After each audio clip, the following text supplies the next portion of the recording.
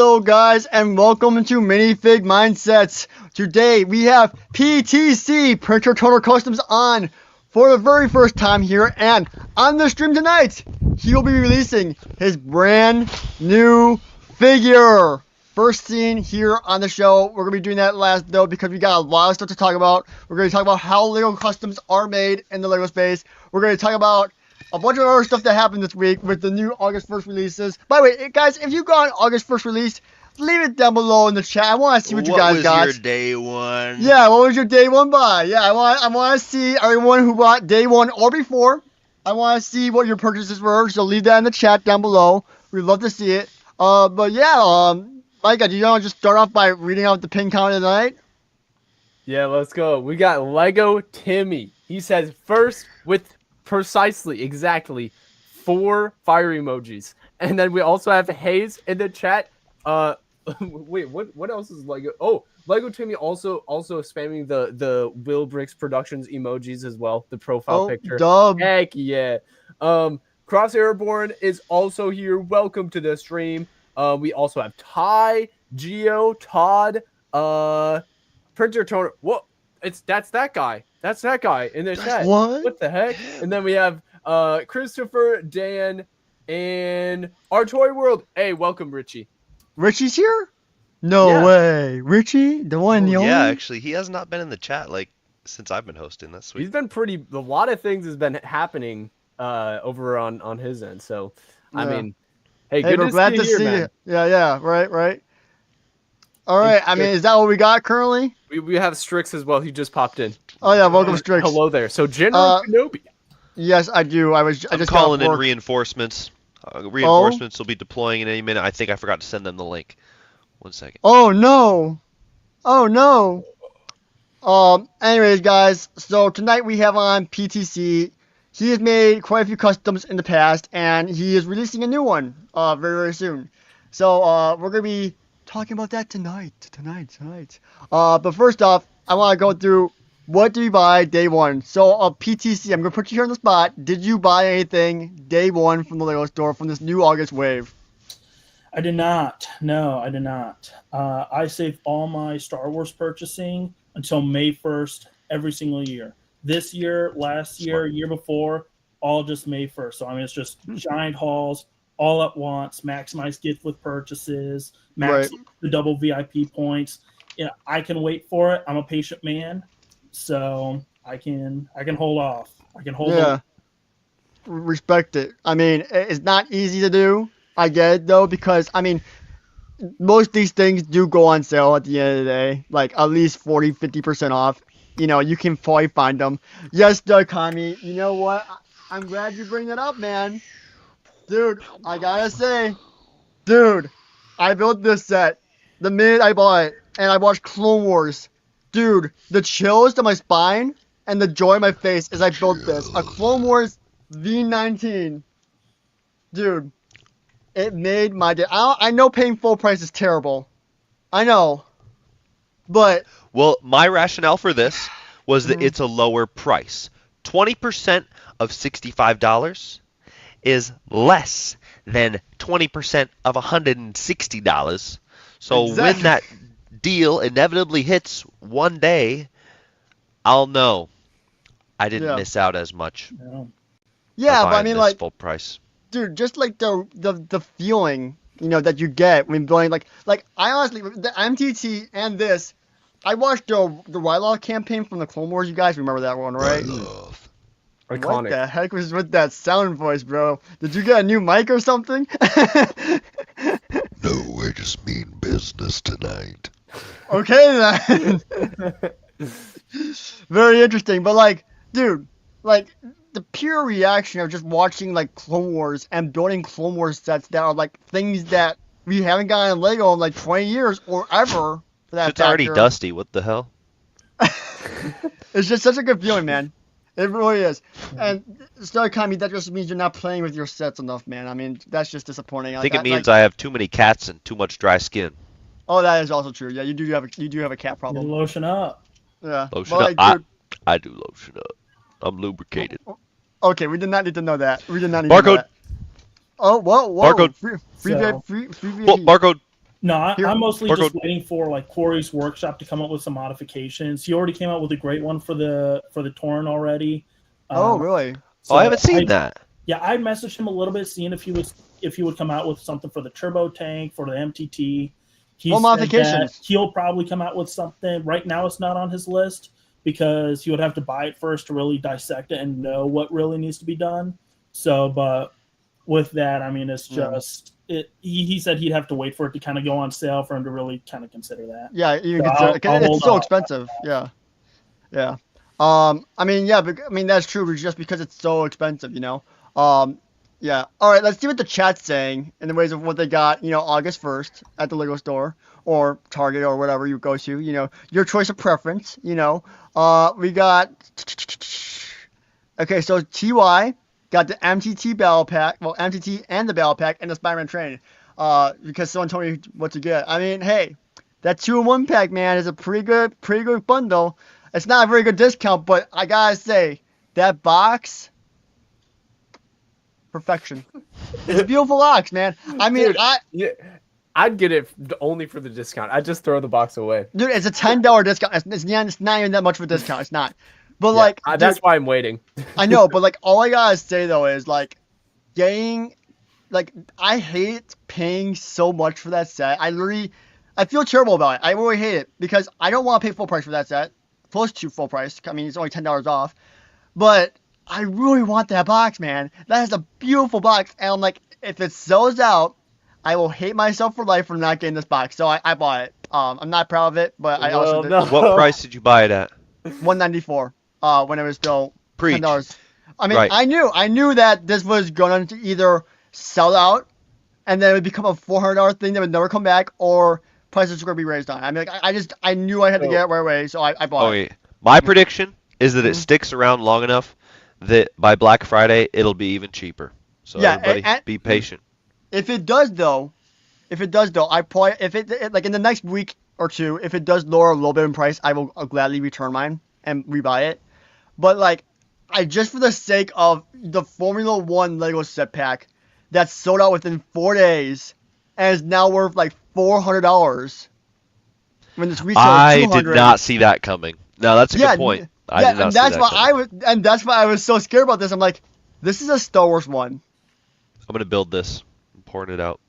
Cool. Yeah, but like, this is a Star Wars one. I was kind of concerned, like, you know, maybe, man, you know, maybe. I don't know. I was kind of concerned, but yeah. I got nothing. The wave is too expensive. I mean, I agree, man. The wave is expensive. PTC's the goat. Agreed. But like, yeah, man. Ooh, Todd Rex picked up that HESD and the Amazon MTT 2-pack. Nice. I mean, it's a beautiful box. It's a beautiful box. Spider-Man train, nice. box. They're all saying it. Bro is now doing a Trump impression on stream. That's crazy. Every time I do this with my hand, my camera, it gets a mind of its own. Okay. Oh, Clip got the $10 Ninjago set with the 2 motorcycles, he said. Gio, people are buying it on Amazon, bro, for $400. So yeah, bro, it's not I an don't impulse get it, buy. dude. It's At not the an end of the impulse day- buy. It's Hold up. logic. Who here is buying it for a reason besides FOMO? Who is buying it not out of hype, not out of, well, like they have like a specific reason. Will, I know you have Well, a specific reason. Okay, I also If have you another have a specific reason listed in the chat. Yeah. If you don't have a specific reason, or if you don't say anything in the chat, I'm gonna assume you don't have a reason. Yeah. Well, I Because- gotta say, I mean, yeah. Go ahead. Well, this is why I'm saying it, because the same thing applies to clone army building, right? Or just army building in general. I've started to realize when I'm buying stuff just because it's on discount and I'm like, oh, I better catch up to all the other people building their clone armies, I regret it. Why? So, like, I don't know. I feel like the same Like, thing are you- applies here. Are where you you thinking get about it that because later. the battle packs you bought? You're like, oh, I'm getting all these grunts. I remember you talked about this last night on your stream a little bit. Yeah. So, are you not proud that you bought 5 more battle packs for your clone army? Okay, so that was pretty practical because I could Yeah. definitely use a lot of them. Like, those ones are more versatile. And if So then, what are you were referring to then? So I was referring to my OG clones, since I have a lot of those and don't use a lot of them at a time. And then, okay, 501st I used recently. I guess the OG clones are the biggest thing, but there's some other groups of clones where I'm like, I might have bought a little too many of those. You just have to have like some purpose behind why you're buying so much. Like, hey, I'm building a mock, or I'm doing this thing where I need like this many clones for, or I just want to be more versatile with my collection, so I have the freedom to make this if I want to. Yeah. You need the 100 battle packs so you can make a cool YouTube thumbnail, and then you're just selling Yeah. whatnot. You know? Yeah. Be one of those scumbags, bro. I've seen so many of those scumbags, and I cannot stand them, man. I cannot. I swear to God, sometimes whatnot people are the worst people on this planet. Like Micah, we met this guy at Burke Road. You know, he kind of just put up in his card. Remember he was showing us this, like, look at these deals I got, guys. They weren't even that good of deals. He's like, look at these. I bought them all. None for the kids. Ha ha ha. You remember that guy, Micah? He was in the parking lot. Yeah. Remember Right that on at my Burke nose, Road? I think I right? remember the guy. Yeah. Yeah. Oh my God. Who Absolute was that scumbag. guy like years ago that M&R went after because he was like, ha ha ha, none for the kids? Oh, I have no clue his name. But do you remember who I'm talking about? That was a long time ago. Yeah. It was the very first Brickbuster, I think. Yeah, Yep. yeah. I remember that. Yeah. But No, he with probably. with my clone army building, I always try to stick to a maximum 20 grunts. That's it. That's 4 rows of 5. 20 per. That's enough for a mock. That's enough just to a little thing. That's all I need. I respect that though. You're speaking Will's language. Yeah, because I'm in rows. My moral code is rows of 10.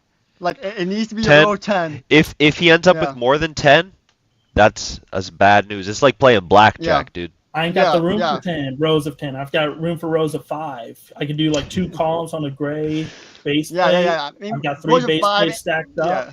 Just the most decked out of them I could be. GCC arms, bricks and figs arms, just whatever I got to do. I don't go that far. I'm not rich. Hold up. That's the thing, it is though. expensive. It is expensive. Just for 20. Yeah. My God. That's a good point, though. Like, buy less so you can deck them out more. No, because That's smart. Here's the thing. I will deck them out when I'm actually able to afford to deck them out when I'm 50. That's when I'll deck them out. In the meantime,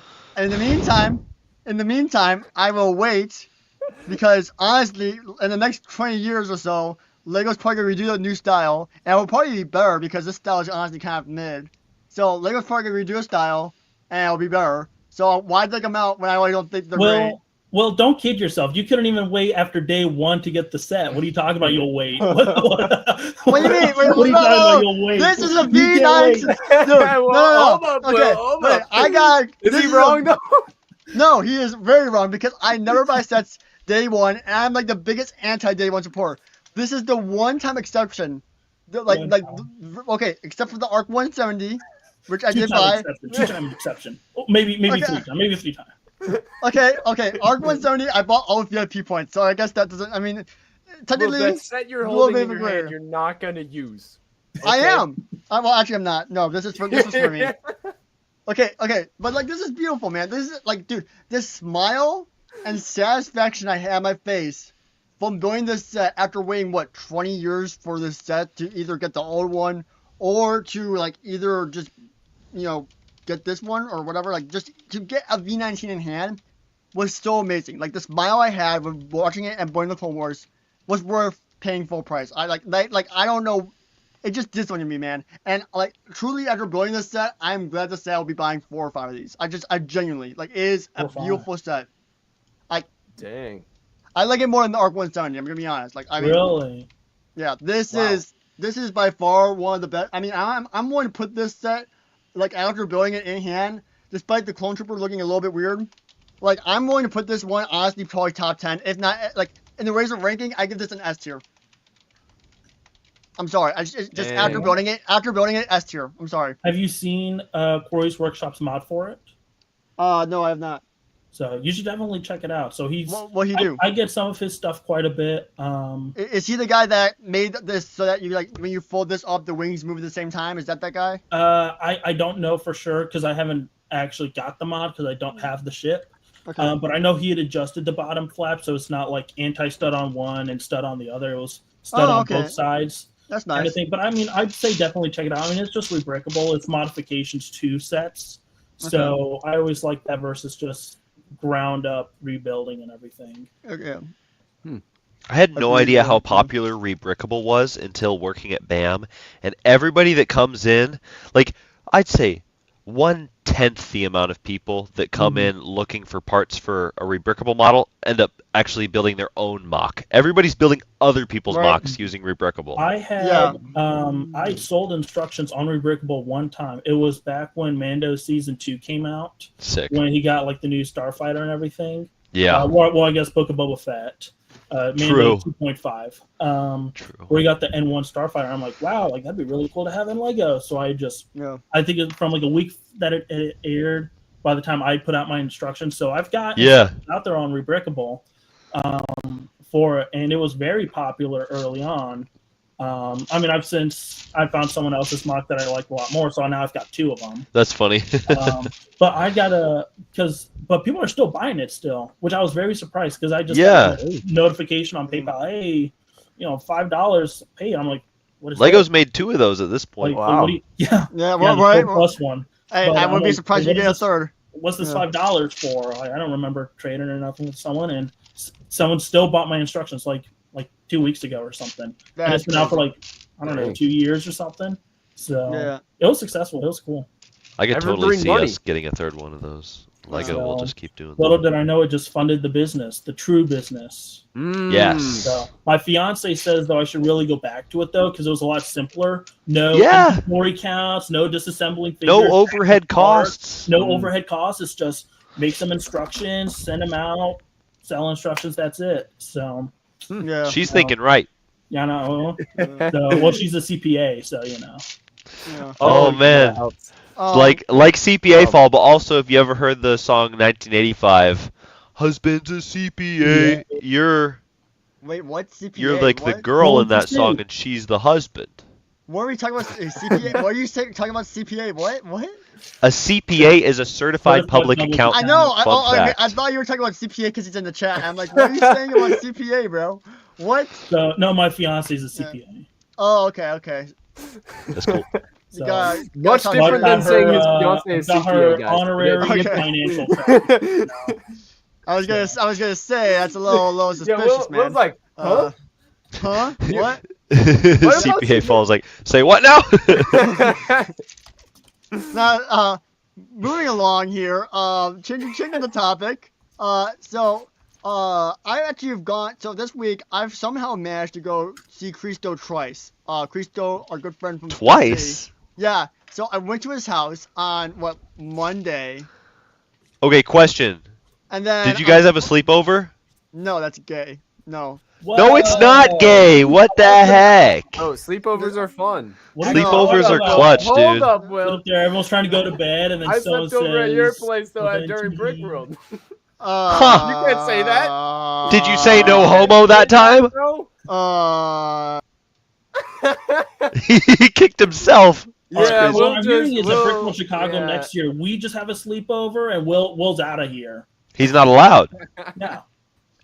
Anyways, He's tarnishing the name. Yeah, let's pretend that whole conversation didn't happen, right, Will? Yeah, right. Yeah, so I went to his house and I got to see the whole tour. It was pretty awesome. Oh, yeah. I gave him some Love that Coke. guy. You know, gave him 4 good ones.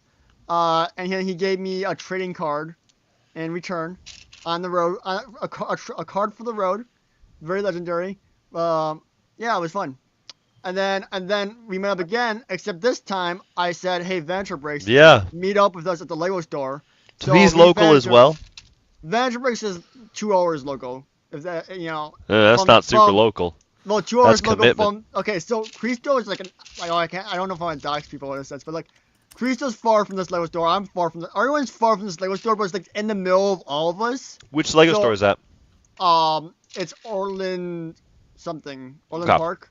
So it's like about an hour from me, about an hour from Cristo, about 2 hours from Venture, you know. So it's kind of like a middle gray area. So we're like, let's just go hell hang out. So we I'm went going to to the call Lego up store. Rainbolt to find out where all y'all live on Google Maps. You go do that. So I took some pictures, my picture people. There's also a vlog, on my channel, and goes. Venture says he's making a vlog, but we have yet to see it. We had some pressure. fun though. So yeah, go check out the vlog. It was a very fun time. It was like Brookwood, man. I mean, dude, we got Venture Bricks over here staying underneath an AT walker, bro. Because there's this putt place where we went to. Oh, like, that's mini golf. putt. Oh. It's like laser You tag. guys call it putt instead of mini golf? I mean, yeah, mini golf, same thing. Oh, I guess I call it both. Yeah, interchangeable. Yeah, but like you can see this place was Star Wars that's themed, cool. so it had like a big That's N1. that's a deep That's cut, deep. like in comparison to the AT-AT.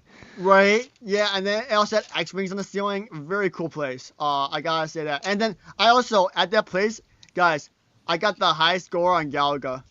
At that place. So when we went there was a Galaga machine. I got the highest score. So I'm like, dub. That is a dub. Yeah, that's the Robert Productions aura for you. I mean, if I have any. But like, I mean, that's the one aura moment I've ever had in my Respect entire on the life. name. I mean, now that you have that, now you have to dedicate the rest of your life to maintain that. Right. You have to always go back, like every No, other month or so. Go back, make sure it's still there. Well, And I you mean, got- okay. The thing. To be you honest- gotta start like making a TikTok where you're just like, I'm just so good at. All right, guys, checking out my high score day 2. There was a guy who was trying to get like the highest score in some sort of arcade game, and like a rogue photon from the sun came out of nowhere, changed a 1 to a 0 in the machine he was playing on, and gave him an impossibly high score. Nobody's been able to beat it since. You just got to count on those rogue photons, dude, and you're in. Yeah. But, I mean, also at the same time, it's not really a big deal for me because let's just say this: like, almost every Galaga machine I've been to, I've gotten the high score, and there's like probably a good 5 or 6 of them within Illinois. That have He's like my he's logo. like a what's the word for it? A virtuoso. There's another That's- word I'm trying to think of. I have no clue. Like a connoisseur. Sure. Yeah, like a connoisseur. Okay, that's a word for it. I don't even know. But like, you know, I don't know. Like when I was a kid, I had a lot of video games. I had a DS and I had a Wii, so I would play Galaga and Mario Kart 7 all the time. And those were the only 2 games I had. Really, I was spending all my money on Lego, right? So I just would play Galaga and Pac-Man, you know, those arcade games. And my favorite one was Galaga, so I would spend hours playing this game. I don't play games anymore though, because it's a waste of time for me, honestly. But like, you know, it's just kind of like intuition. It's in my head, and like, I don't ever get what I got on the DS, but like whenever I go, it's always a top score. So I'm like, okay, it's good. But yeah, it's my little secret skill, I guess, or whatever you want to call it. Yeah, but that's all I got for story talk, I guess, from me at least. You know, did anything else happen to you guys this week that was interesting or exciting you want to discuss or not? I guess not. I'm still trying to find that word that I couldn't remember. Oh, okay. I don't know. Got lots of parts for next waves and stuff. So. Savant? Savant! There we go. Thank you, Anthony Panozzo. Why did you seem so angry? Because I knew that word was real. And he found it before me. You see, this is I why- should have gone to ChatGPT. Did you just throw a Lego pack behind? Oh no, you just threw the Superman set. Yeah. But yeah, this is why I gotta say thank you for all you guys watching. We need you guys in the chat. Like this is why we do this live. Because If we are you know, ever missing a word, you guys will always know in our You guys are my thesaurus, bro. right. That guy came in clutch, though. All right. I like Yeah. him. So PTC. Shall we dive into your story of Roe and also demonstration of how Lego makes minifigs and also the fact that, you know, how you make minifigs. I mean, like, in a sense, like, I mean, I'm pretty sure it's a similar process of how you guys go about, like, from image to thing, but, like, tell us the story of, like, how you go about developing your minifigs. So, yeah, of course. So I prepared a PowerPoint presentation. What? Oh, let's go. Guys, So- it's Professional. guys, professional. It's PowerPoint. It's not Google Slides. It's freaking PowerPoint. PowerPoint presentation. The school has not yet revoked my license. Let's, Dude, that's awesome. let's Microsoft go. I Office did for the same now. thing with Adobe. Let's go. Yes, same. Actually? Oh, Micah, Yeah. wait, what? Your school hasn't taken away your license yet? No, well, now it did like last year, but you know. Oh, okay. Oh, I was really hoping that like Adobe would just let me keep the student license for as long as it could. He's Well, saying, All right, so how do I? Hold up, we got a very important question in the chat before you guys start. PTC, are you releasing? Oh, are you going to have any of your current figs restocked? Mainly Padme after Protector Ascension? So, yep, Padme will be restocked. We'll be changing the torso, the scratched one, because there was a bit of an ink difference there. So we're going to be, so the new version will have that. It won't have official hair. It'll have sprayed hair, but I mean, it'll still be good. We'll have the scratched torsos also available, sold separately Cool. as well. So if you do want to upgrade your current one to the more accurate torso, we'll have that available. That's sick. so by sprayed hair, do you mean, is it going to be like pad ink sprayed on it, or how are you going to? Right. So think of like the boots. It's going to be like that same method. So it's That's just good. official mold, just sprayed in the dark brown, because I really don't want to spend like $7 on a hairpiece for like another however many 100 Padmes, you know. Wait, hold up. That Padme hairpiece is $7.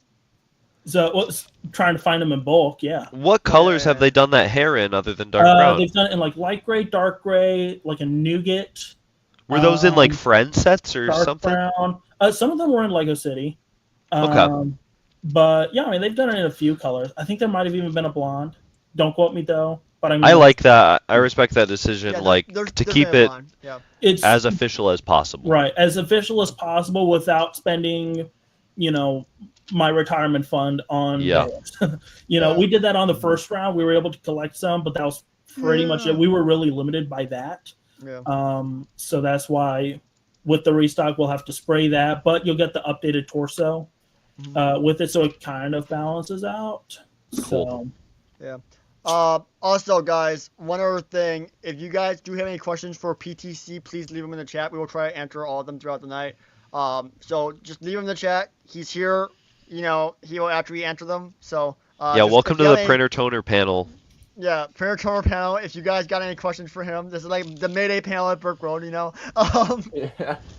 No, I Make love sure- answering questions. Of course, I can't share Right. everything, but I absolutely love just talking about this kind of stuff and No, because just I mean, kind of I got shining lights on yeah. how this stuff, what actually Actually- goes into this kind of stuff. Yeah, no, because I got quite a few questions too, like quantities, how much to know. Like I got a whole bunch of stuff. I got like a whole list. I'll ask you obviously after your presentation. Mhm. But without further ado, is your screen ready to share? So yeah. So All right. let's see. Share screen. Is easiest with 2 monitors. I do have 2 monitors. All right. Home tab, window, entire screen, window. Haha. All right, is it working? We didn't test this out before. Stand by. Yes. Here we go. We have a white screen, so I'm hoping this is the first slide. All right. Yep. All So right. well, we got to have it to make sure that okay. All right. Yeah, So then Gio already I has a do question have that I will sound in second this. later. Yeah. We'll Sound. answer questions at the presentation, and then we'll Yeah, questions. I do have sound in this, so we just got to make sure that that sounds all good. Oh, they just down the presentation? There is sound. No way, He's guys. a real professional, Yo, guys. PTC went all the way out. Hey, PPG. So- You can have my Okay. job. Only the best. All right. So we just want to make sure that the sound's going through. So here we are. I hear it. You guys do hear it? He did a micro. This is awesome. I love this. I think I heard it. I heard it too. Hold up. Go to like the first line. I'm gonna post my story. PTC made a PowerPoint presentation. All right. We'll have the title slide coming up. We'll have the title slide coming all up. right. Yeah, but the test worked. All right. Test does No. work. You All right. my child. PTC I just says need. no. How loud is that supposed to be? Because I'm not sure if I'm hearing it through somebody else's headphones or if it's actually coming through. No, it's quiet. Yeah. It's just quiet. Cool. Do not blow up the hamster. The chat is going crazy. Hold up. Chat, did you guys... Hold up. I need to ask chat this question. Hold up. Chat, did you guys hear it? Because Ethan said he didn't. Can we just get confirmation from the chat that you guys heard the hamster? The hamster in the microwave. Yeah. Could you chat, please confirm if you guys have heard the what was it, guinea pig? It's supposed to be a beep, just so everybody Okay, knows it's not supposed to be the sound I of a trust hamster. G-O-T-Y heard it. It went beep, beep. Okay, we All right. got All right. guesses. All right. All right, People are saying they we're good. heard it. All right. So I Yeah. think we're good. All right, here we'll hear it one more time. One more time. TPC. Beep. No. Oh, poor hamster. Hashtag free my child Gerbert from the microwave. Yes. Guys, please spam this in the chat. I will not ban you. Just spam it. Oh, there we go. It just went. Yep. I really hear it now. We are good. We are good. We're cooking. Perfect. All right.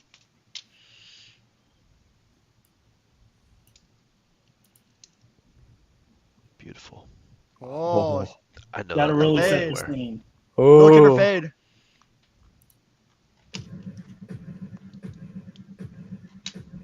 Ooh. Boom.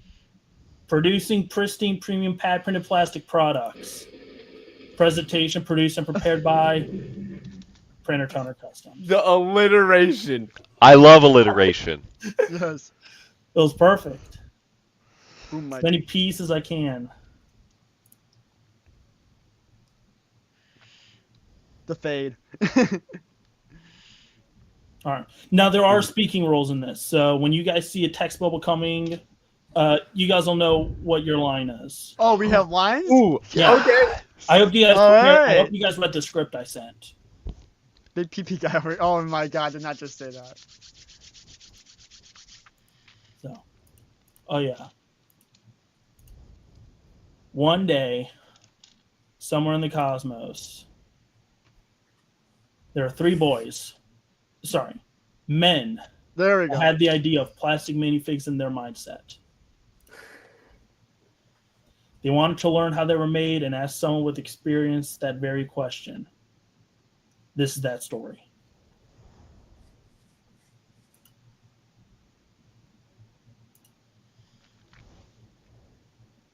This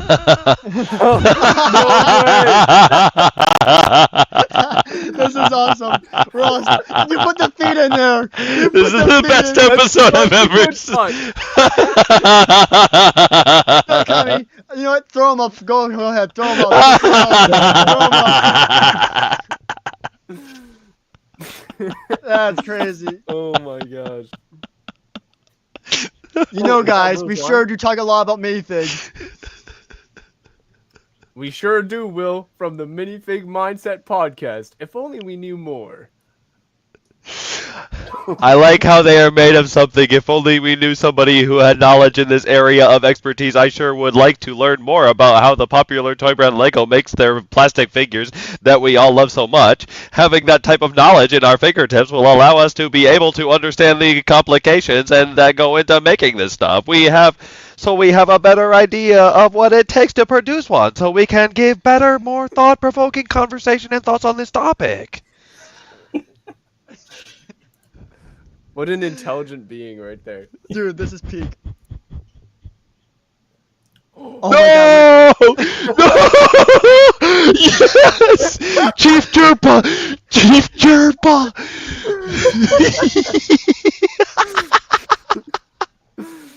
The male Ewok who served as the head of his tribe council of elders in the Bright Tree Village on the forest moon of Endor. But what are you doing here? Wow! Tony, the CEO of Printer Toner Customs LLC? What? Everybody who was here last week is so happy with themselves right now. This was last minute. I can't tell because this is super professional in my eyes. This is Yeah, me too. This is peak. Yes, it is I. Heard you guys were interested in learning how Lego makes their figures. Lucky for you guys, I have experience in this area and decided to make a 10-minute presentation in only 4 days per Will's short notice. That's just. Thank you very much, Tony. I am aware I gave you such short notice. I deeply apologize for it. And then we can. I meant for it to be like a 5-second thing, like show 2 pictures or something. You know. You said, yo, by the way, can you send me a 10-minute can you prepare a 10-minute presentation how to make figures? I guess. I didn't mean for you to go all out like this, but I'm glad you did because this is Oh my peak. God. This is honestly peak. Sell out. Wait, who's a Say your sellout? line. Say your line, Luke. Oh, sell out.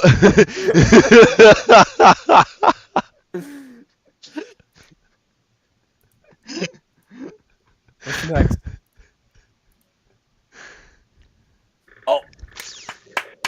Let's go. Yeah. How to make Lego branded figures, though not actual Lego, plastic figures. Trademark pending. Trademark pen. So, steps how to make a figure. All right, hold on. We gotta extend this out just a little bit more. The All right. transitions are coming. All right. So the first step is design. So you got to figure out, what kind of figure you want to make, how you want to make it, kind of what you want it to look like. All right. Part acquirement, obtaining the parts, just finding the best way to obtain the parts. All right. Whether it's bulk, whether, whichever store, weighing cost versus quantities, different stores, all that other kind of stuff. Arranging how the figure will be made using the different color layers, disassembling the figure, all that stuff. Preparation. So this is figuring out the colors, aligning plates, and then the actual printing part, which is printing the product, assembling that figures, all the printed parts and everything, and then packaging. So getting the package ready for shipment, transport, all that. So steps on how to make a figure. We'll go ahead and just start with design. So this is just conceptualizing the figure's appearance, creating artwork, and just preparing for it to print, just getting that idea of kind of what you want to make, and then just considering the different colors, print layers, just all that other kind of stuff. So the figure you want to make. All right. So say, you just went on vacation, or, you've got a great fit or something. So we'll just use this for an example. All right. Look at this guy. He looks awesome. Look at that shirt, the shorts. It's very great stuff. So, I need him. He was my blup shadow in the new popular movie. I got him. Yeah. One funny line. I got to make him. All right. So with this first, you need some type of template. So here is just kind of a basic figure template. So you need some type of 2D artwork for you to then put the design on. All right. A thing to consider is just the available parts. So then, think of what does Lego already have in their catalog. So you don't have to make new things. You got to make sure that the figure aligns best with just whatever Lego's currently got, whether it's currently in production, whether it was a previous set, and you have to buy more used stuff, just different things to consider. So we'll just go ahead and drag this on over here. So then, we'll just, suspension of disbelief. We'll just say that whatever colors are just available. All right, so here we'll just go ahead. Oh wow, quick. That transition was beautiful, Dude. man. Sorry. Yeah. I'm already getting ideas for next Brick World based on this dude's professionalism right There now. they are. Mm. So, all right, so we'll just say that Lego's got these yellow booted dual mold legs, and we're with dark tan or whatever top parts. We'll just say that they've got the pink sleeved arms, pink torso, yellow head, whatever. It's a basic thing. All right, so this is what we want to do. All right, final design. So we've got our character, all right, and then we've got our design. So first up, we'll just go ahead, just try to add a little bit of white floral pattern to it. Try to just make it look pretty cool. All right, so we've got that. Well, we could do better than this. I mean, his collar's a little bit down, so he's got a little bit of neck, maybe chest showing. So we'll just go ahead and add that real quick. But of course, you got to have your outline of everything. So then we'll our whip that on, and there we are. So now we've got our finished design. So I'll be a little simple because I don't want to do a full figure production. For a slideshow presentation, I gave you 4 days to get ready for. All the budget's already used. So, wow. So we've got our design. So next it was just part acquirement. So this is just sourcing blank parts, or sometimes there's not blank parts available, and you have to wipe parts, which is a pain in the patootie, because that is getting alcohol, erasers, or doing whatever else, and sitting there scrubbing these parts to get the print off them. So sourcing blank parts if they're available, just ensuring that it's compatible quality-wise. I always try to get new parts. For all of my figures that have come through, I think all of them have been new. I think there might have been one that I had to dip a little bit into used parts just because it was bulk. So, hold up, sorry. Yeah. Can I But ask I a always question? try to do new. Yeah. What's up? So, do you order official from like for your figures? Do you order official from Lego.com for like parts and stuff, or like do you go off Bricklink? Like I mean, when you say new, do you go off official Lego.com or do you go off Bricklink occasionally? Where to get Oh. parts? No. No, first up I always look is Lego. So Yep. Lego, they've got their pick and brick online. Worth purchase checking. it there, you get points for it. A lot of times they've True. got a lot of blank things, but it'll come with additional things. So like for example, Bail Organa, he had a dark blue torso, but he had dark gray arms and he had nougat hands. So that was one where I had to consider the other option, Bricklink. So if I got dark blue, because Lego doesn't just do hands or arms or torsos, you get torso, arms, hands for whatever's currently in production. So it wouldn't really make sense to get the dark blue torso, arms, hands, and then get like a dark gray torso, arms, hands, and like new like whatever. So that was more Bricklink stuff. So it's just trying to weigh. Oh, I could get this hair on Lego, but the hair that I want to use is discontinued there. It's not on Pink Brick, so I may have to go to Bricklink, but it's more expensive there. Do I stick with the one that I think is best on Bricklink, which is a little bit more, maybe go to different shops, or do I try to It would be crazy if you needed and a little bit less accurate, but it's more available. So it's always just that kind of weighing option of Bricklink, Lego, what do I go for, kind of thing. So it's always weighing down, always a lot of research going into it, where to get all the parts. It'd be crazy if you needed like lavender arms for one figure, but they only come attached to this lavender torso. But you're like, ooh, I have this other custom that could use a lavender torso, and you could have like this symbiotic thing going on. Exactly. Yeah, that's smart. That's ideal. That is a lot of thought as well. Oh, I'm having these extra parts. Can I reuse these? Always. Yeah. So I've had to purchase parts for like the Padme, where there was this one figure with the hairs, but now I've got this full figure, like however many figures of all these parts. They had like black legs, they had like a red torso, arms, yellow hands, yellow head, whatever. So now I've got all these, printed red torsos, blank red arms, black legs, that I only purchased for the hairs. So now I've used up the hairs. So now I've just got all these parts lying around. Well, I've got blank black legs that could be used for some project down the road. Legs, yeah. Do you have any things that you've done this like method before on your from your previous figures? What do you mean? Like, have you done this method before with previous figures you've made? Whether that be Bail Organa or Padme or Mon Mothma? Where it is reusing parts of stuff that have you executed this vision and goal yet? So with Bail and Mothma, I pretty much just purchased the parts that were needed. Mothma was relatively simple. It was kind of white arms, torsos. I mean, it came with white hands, so I had to purchase light nougat hands. Bail, a lot of it was pretty much, I think the only real Lego stuff was like the hairs, the heads, and like the legs. All the other stuff was more Bricklink. So with Padme, there hasn't really been a whole lot of that opportunity yet of let's reuse stuff that we I mean, wait, are you three or four figures in, right? Right. So that'll be a thing once, maybe not this upcoming wave with the restock, but the next wave where we'll be utilizing those leftover pieces. And so it's just a way to just kind of save on costs, and that kind of stuff. So, but yeah, so then these are just different areas, just kind of where to get the stuff. Arrangement. All right. I gotta say, this power presentation is peak. So thank you. I used to do a lot of PowerPoints back in college. Yeah. Especially the intro, man. Where you guys going?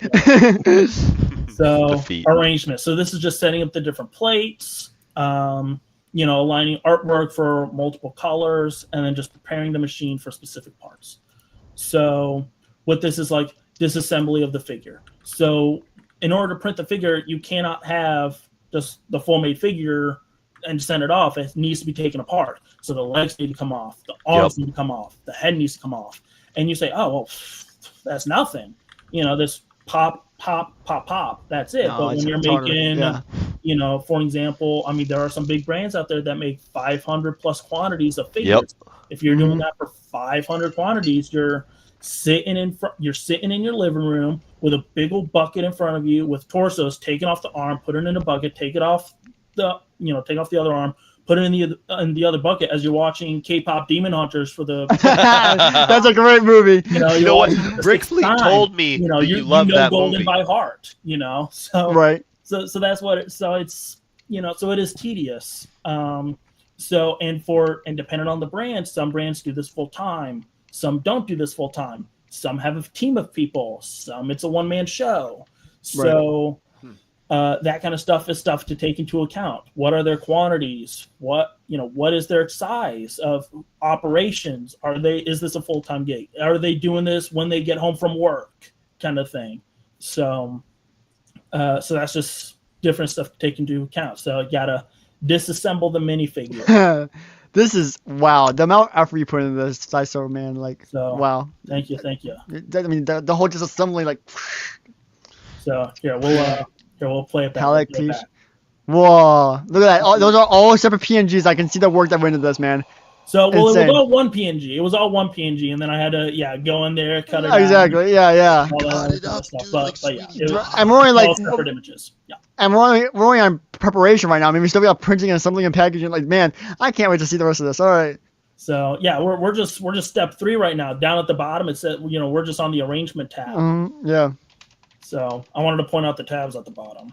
Yeah. I saw them grow. It's awesome. Yeah.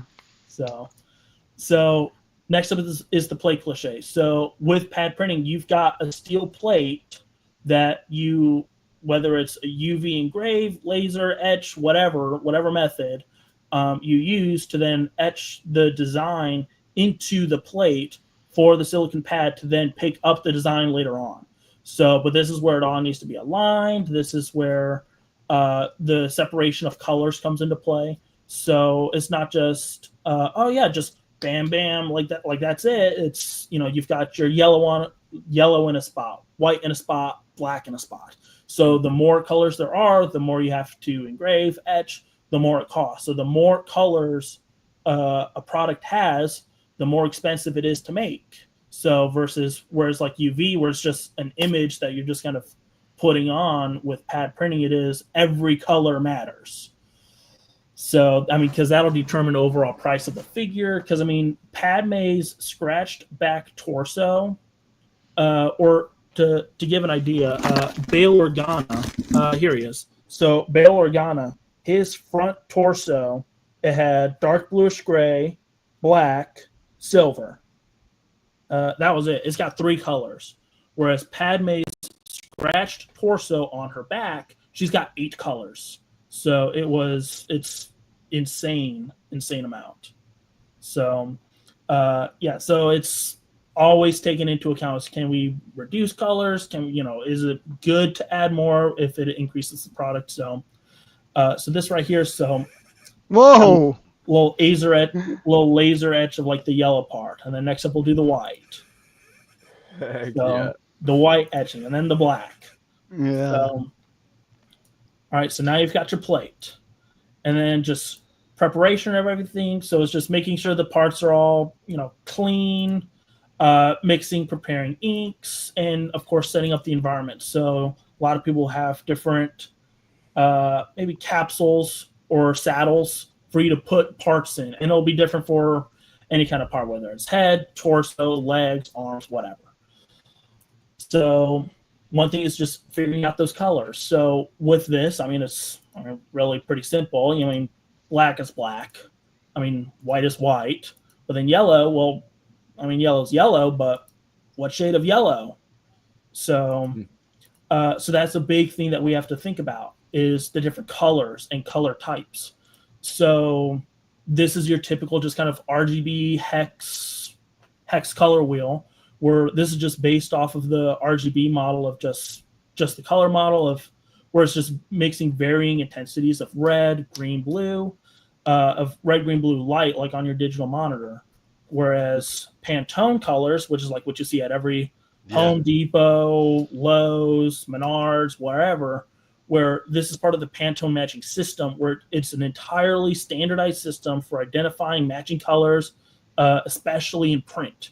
So this is a system, it's just pre-mixed standardized inks just to ensure consistent color reproduction across different media, including print, textiles, or in our case, pad printing. So one thing people ask is, what about like CMYK color model? So that is more for like for more physical paints. It doesn't really rely on it, since it does rely on pigments, which do have different inks used in printing. That's more for like paper kind of printing, whereas like from a printer where they use CMYK, but those pigments do differ. So Pantone is the standardized, if you've got the code for red, that code for red is consistent among anywhere in the nation, world, whatever. So I think Micah had a question. I have a question as Oh, well. sorry. Yeah. No, you're good. It's perfect timing. Yeah, I just wanted to explain for anyone who didn't know that CMYK versus RGB. RGB is digital displays, and CMYK is like actual physical, like printing. And then Pantone is also physical printing too, but it's like more a for like different kind, paint right? kind of thing. Yeah. So then that CMYK leads is into more for, my like, question. Printing. Yeah. Is like you're trying to match the RGB or the CMYK to a Pantone that exists. It So is. when you needed to do Bail Organa, you needed to specifically buy that one ink color, as opposed to a printer which actively mixes things to be whatever you want. Yep. Cool. So, because if you give that ink color wrong, then it's, Game that's over. it. Yeah. You either have to go buy more ink, or Yep. you just use what you got. So it is very specific. And of course, and I've got a thing later on where you can see just how little it varies, but it does vary. So Makes sense.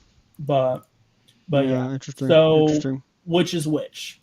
So for like this Lego head, can you tell me of one of these, 25 yellows this head is? Can you tell me which one? Nope. Nope. All of the above. So if you don't, so if you can't tell me between one of those 25, what about one of these? Oh, this gets worse. Like that middle row, like you get Yep. into the middle of it, what's the difference? So it really is just trying to figure out what is, there's so many yellows out there per this Pantone system. What yellow is yellow? What yellow is what color? So it becomes a little philosophical. What is yellow kind of thing? So because it's trying to continually match what, of course, Lego is doing, because we want to be like that. So, and there are instances where, like in Lego's color palette, they don't have colors. We'll see in the figure that we'll be revealing later on. There is a color that Lego does not use in their palette, but we believe it's the weighing of, do we use what is in the palette, what Lego uses to make it as authentic as possible, or do we try to take a little bit of creative liberties to do what we believe would be more accurate? So there are, I think, at least 2 instances in that case. No, three actually, where we've pretty much made our own colors. So, but we thought it would be best. So, Yeah. you played Lego God. You're like, I am Lego God. We're making our own colors. So, well, it's it's that constant battle of how creative do we want to be? And I mean, I'm even still battling that. I mean, even just like with design techniques. Like, for example, Mayday Figs Aura, which was printed by like Customs, designed by Melnick, Faced by Gossler, trying to credit all of them. Right. They did back hip printing, which Lego does not do. It's true. But it was really cool to see on the figure. So that was like a creative liberty where it's, okay, they're still maintaining that Lego style, but, this is now inaccurate, but it's cooler. So it's kind of rule of cool, trying to figure things out.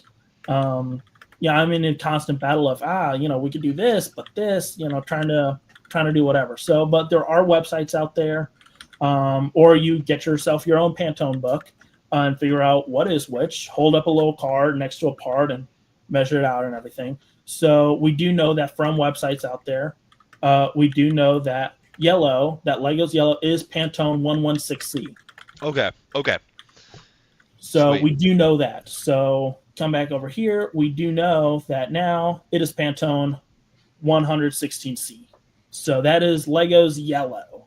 So that is what color they use. So now we've got our colors in our mind. We know what colors we're going to be using. We've got our designs. So now we can get to the bulk of the operation, the printing. So this is just that actual mechanical process of transferring that ink plate to the actual part. And then with that, please, if there's any questions, please read them, compile them, or like say something, because I'm not really looking over at you guys. So just say, hey, Tony, we got a question, and then what's up kind of thing. So, but please, I love questions. And then just adjusting the pressure, speed, and ink viscosity too, because there will be, that's also a very big thing where it's, if it dries too quickly, then, it doesn't, it may not adhere as well or have enough richness to it or whatever for the final design. Or if it doesn't, dry quick enough, then it, by the time it gets to the last color, it may smear a little bit. Yeah, or the drying later factor. on, if you have the product, later on and you rub it a little bit, the ink may wear off. True. So it is a very precise system. It is very, it is a delicate, complicated operation. It is more than just Control P, print, send a printer. All right, yeah, let's go pick that up. So it is a much more complicated process with that. And then, of course, multicolor registrations adds more to the complications, of course. So, all right. This is where the budget went. So here we go. We've got our cliche again, all right, with our different stuff. All right. Next up, all right, above that is typically an ink capsule. So that'll come down, pour ink into the etched areas. And again, with pad printing, it is very precise, because especially with the scale we're doing, we're talking a millimeter is huge in figure design. And we're talking a millimeter. Yep. It is absolutely huge. So, because my printer, we can go down to 0.01 millimeters confidently. Okay. Successfully. That is the smallest. Yeah, that's the smallest we'll go. We can go smaller. We have seen it go smaller, but then it's hard to pick it up. Right. So the smallest we'll ever try to do is 0.0 or sorry, I guess 0.1 millimeters, 0.01 centimeters. So yeah, 0.1 millimeters. My mistake. But this will come down. It'll deposit ink into these etches, and then this is where we'll get the silicon pad coming in. So then this is where it would come up, grab the ink from the plate, and then come back, press it onto our product. So we'll go ahead and just move that torso in there. So, and then we'll just go ahead and see it operate. Think about it like a big peach emoji pressing right down on Whoa. So here's the pad, comes down, picks up that ink, places it onto the product, and then I'll move over to the next one. And then it'll pick up the next, drop it on, go to the next, pick it up, drop it on, and then we'll have our finished product. Sweet.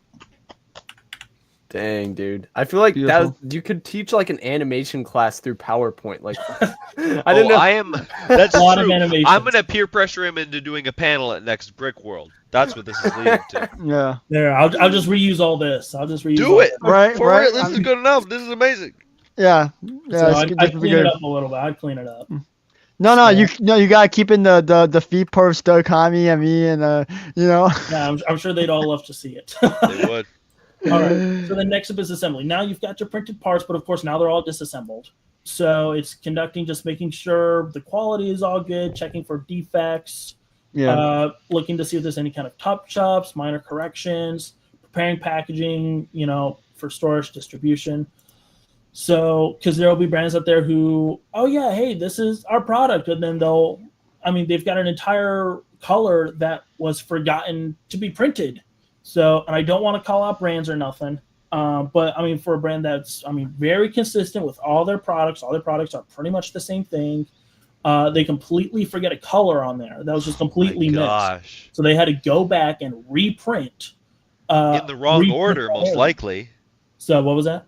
It's probably in the wrong order too. So if they I mean, forgot. because it would have been the last step of the process. So Okay. why it was never picked up was just not thinking, or just overlooking it. But I mean, they took their product photos, everything, posted it. Yeah, this is our product, and it wasn't until chat had said like, "Hey, where is this part?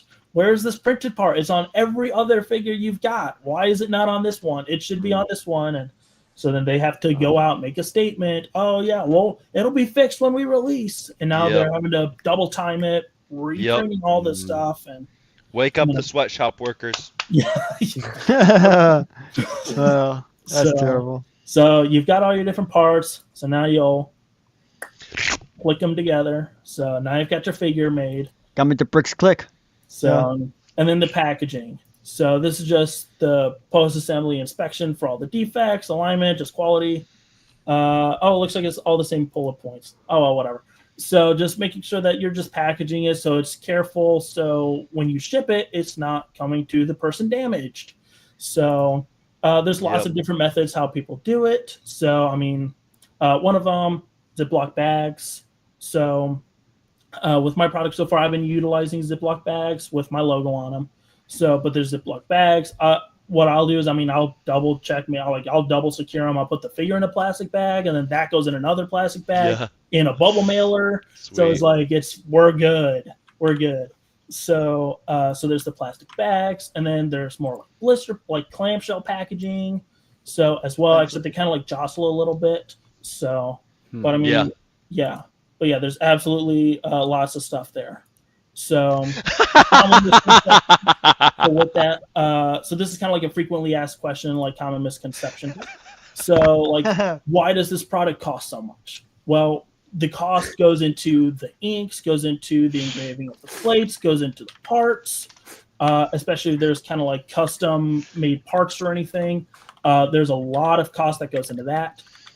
So it's just aligning everything, make sure everything's perfect. Print runs. Can we have a push request from Gio? No, replay gang for that. Replay gang. Yeah, keep going. So, whatever. So I don't know what they're talking about. So, but I mean, it's just a lot of different stuff that goes into that cost. So with that, there's a lot that goes into it. So that's kind of why pad is more expensive than UV, because UV is just a print of an image, whereas pad is etching plates, coloring plates, whatever. X brand copied Y brand and released right after them. They're copying them. With all of the stuff that goes into this, it is a lot more difficult to just copy someone, because you have to think of getting the parts. You have to work on a design. You have to engrave the designs into plates. You then have to unless you're Republic Bricks, I mean, run them through. So unless they began their timeline at the exact same point in time, yes, you can't copy. So or if they've got a different operational model. If they are a full-time business, this is their job versus a one-man show, and they decide later on, it could still try to come out at like the same time. Yep. So that's kind of a very common misconception. Oh, they released it right after them. They're copying them, and figures take months of planning. Padme started planning back like beginning of March. Damn, that's crazy. That was when I was thinking of Padme, and then we didn't release until June 7th. So I mean that was 3 months for that figure. So that's still a quick turnaround. It is still kind of a quick turnaround.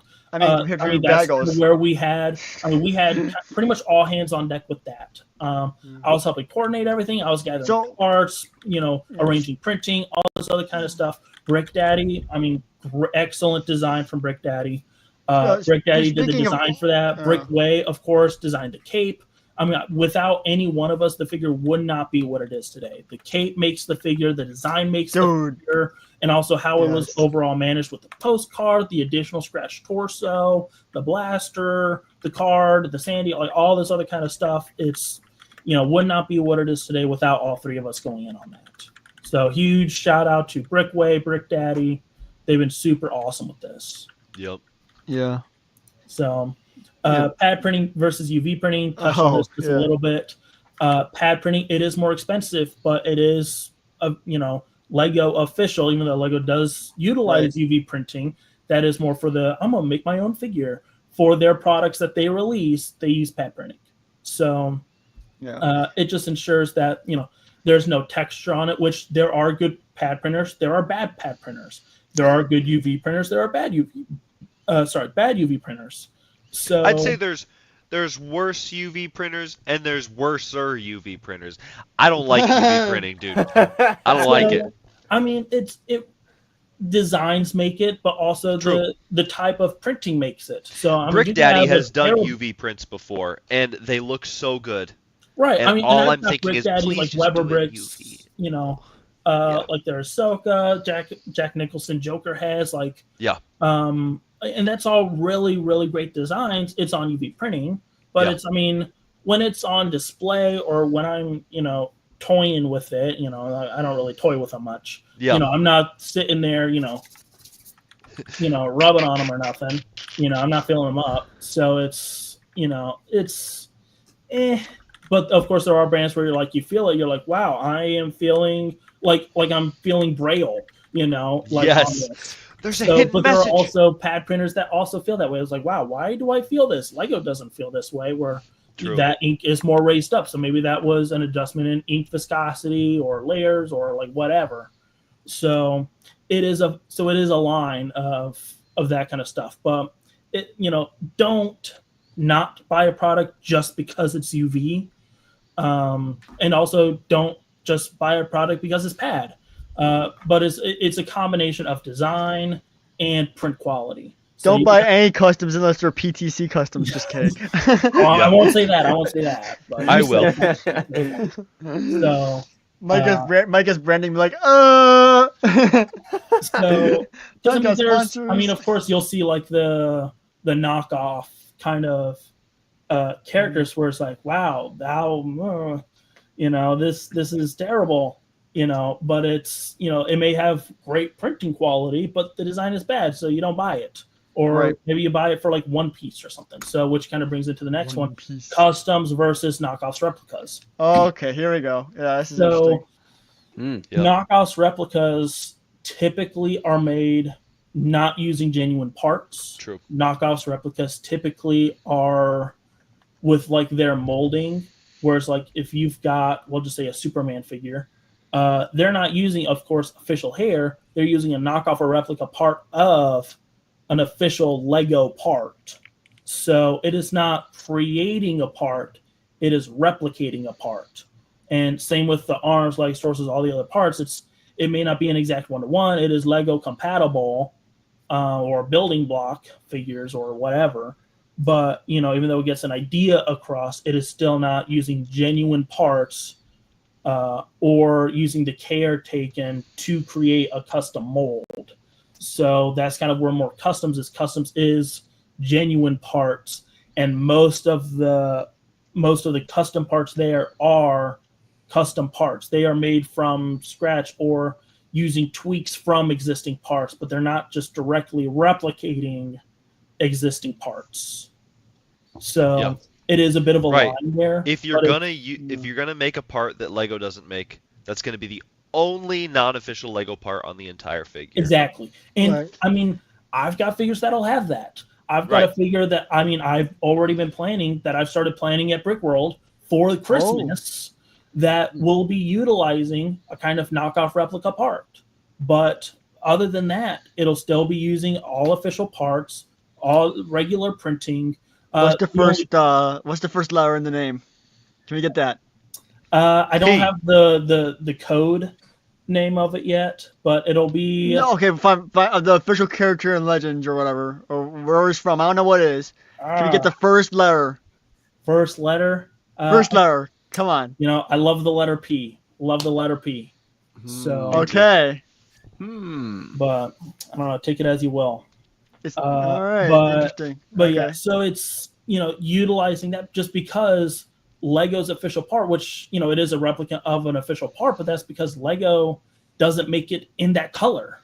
So so that option is, do I buy multiple of these and then try to spray them or wipe prints or whatever, or do I just try to make one from scratch, but then it's all that cost? Or this knockoff replica has the exact thing that I want. It is Lego compatible, but I can buy it, because it is knockoff replica for, much. It would be cheaper than it would be to wipe prints or, to make my own or whatever. So it is a cheaper route, but it'll still be, really good. That's going through the preparation, everything, making sure the quality's good, making sure there's no, loose tolerance, tight tolerance, whatever. So, but yeah, yep, it would be like a helmet kind of thing. Yeah. So Like with the Zealous Hunter, the helmet was a perfect decision to make using a custom part. Yes. Because every other substitute didn't work. Whereas, I've been spitballing ideas with Brick Fleet about customs, and he's like, oh, we can make a custom part. And I'm like, no, we don't need to make a custom part. We can do this using official parts. That's a very big thing you have to weigh. It's, do I make a custom part? It is immense cost. Immense cost, and it's. There's different ways to make a part. There is steel injection molding, which is what Lego uses. They last for years, and you don't have to worry about it at all. Or there's more smaller production molding. But then, if you ever want to try to restock it, are you just going to small production again? Isn't there a crazy overhead to do a steel injection mold? It is crazy expensive. The most expensive thing by far out of everything you've talked about all night. Yeah. Yep. Yeah. Mm-hmm. So the most expensive. Do you know people who know how to do this though? Like make these helmets and stuff like that? Yeah. Interesting. So out of curiosity, because I bought some Baggo stuff from the custom. Mm-hmm. What do you think they use? Based off images you've seen from Baggo studios, etc. Do you think they use the steel or no? So with the cost of them, I'm sure they would be using steel. Right. Yeah. So, and with that, at that point, then they've got their own operations, whatever. Typically, you can't tell a whole lot of what type of molding it was just by looking at it.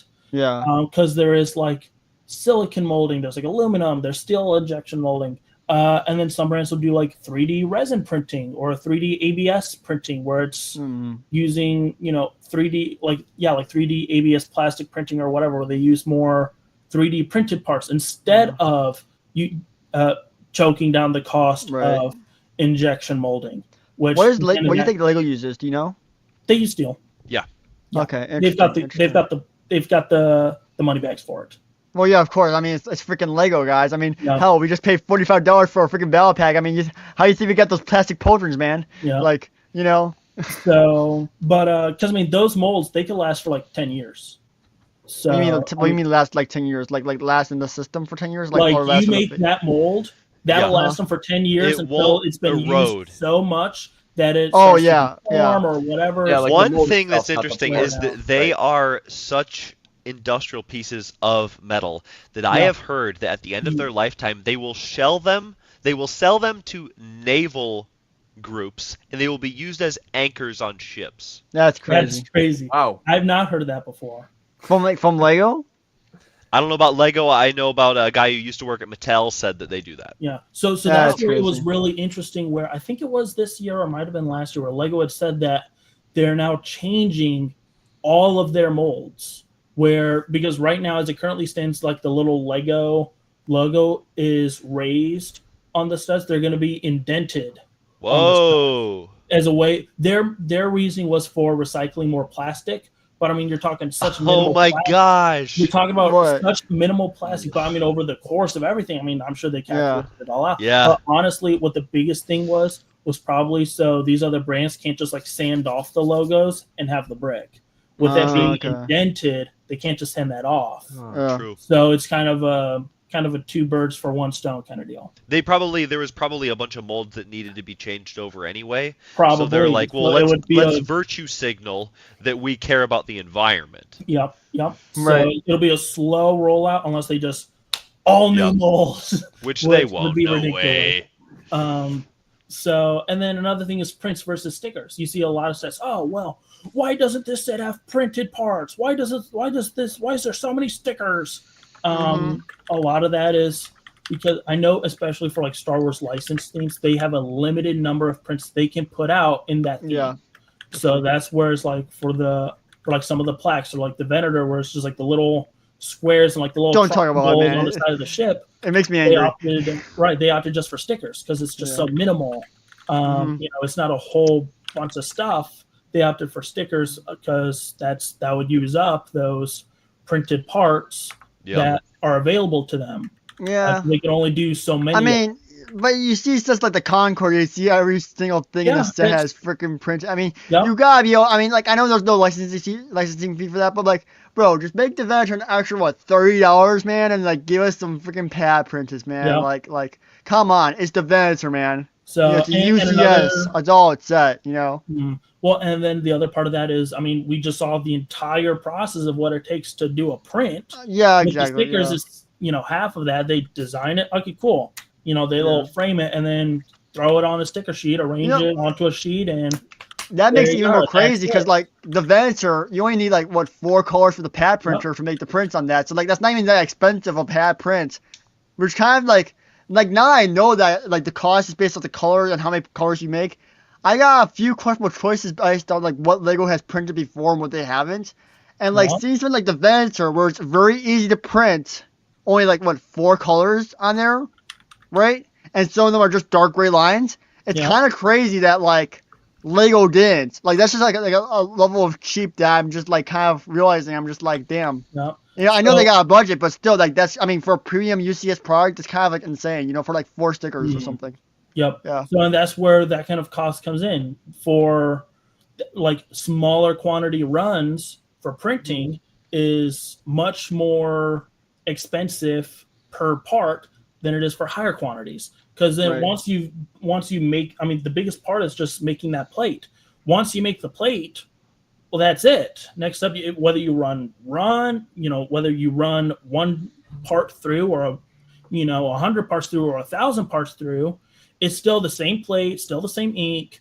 It's just changing, all that overhead cost, so it's cheaper per part to do it in higher quantities. It's like girl math. We do it every day. Oh, yeah. Right. Because people will say, oh, I want to make a figure. And, that's great. Awesome. What is the quantity you're looking at? They say, I want to do 40.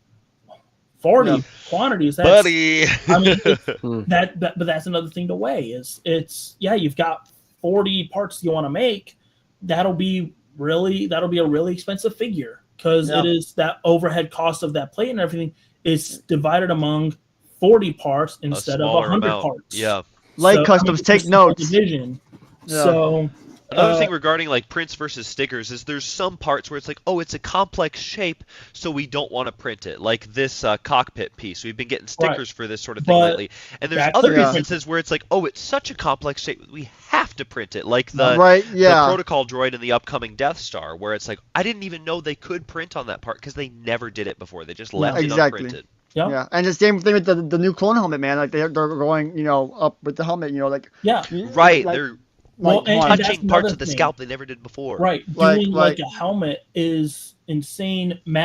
Print like mapping it out because it's the silicon pad is just like a round kind of like half sphere like bubble looking thing. Yep. So when it presses down, like it forms around it. But I mean, being as it is, I mean, it cannot go into every crease, every crevice. Right. So like the upper part of like the toes, like in that little crevice there, like you would have I know about toes. Kind of specialized pad to get in there, but then that's a change of a pad, and it's all too much. Yep. So it's and that's where the clone helmets, that was some poor mapping.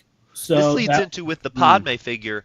How do you do a matte spray or like a pad spray? Right. So for like the legs. Yeah. So that's another thing where we have to weigh because there are brands such as Orbital Minifigs, like Customs Minifigs, where they print it, whereas we sprayed it. So with the printing, that is where you get your plate, whatever, and then you get the leg, you rotate it on all of its sides, and you print it on like every single side. It takes a lot more time. But they print it, and then that is where they get those specialized pads or whatever to get up by the There's a above the specialized toe pad area. shape that could reach inside the leg Right. like So that Okay. instead of like a bubble pad, it may be Yep. like kind of like an angled, kind of Yep. like arrow point kind of pad that That's they crazy. push down into that crevice. So, but that's all more engineering and that kind of Yep. stuff. I know Dayton Orbital, they went through a lot of trial and error to get that right. That's awesome. So, He's a cool whereas guy. spraying, so that was figuring out the shape of where the boot is and then kind of masking off that area and then spraying using almost like some kind of airbrush, putting the ink that we want into it, and then just spraying that part. So I mean, that's just kind of the difference. Yeah. Is your presentation over? Just about?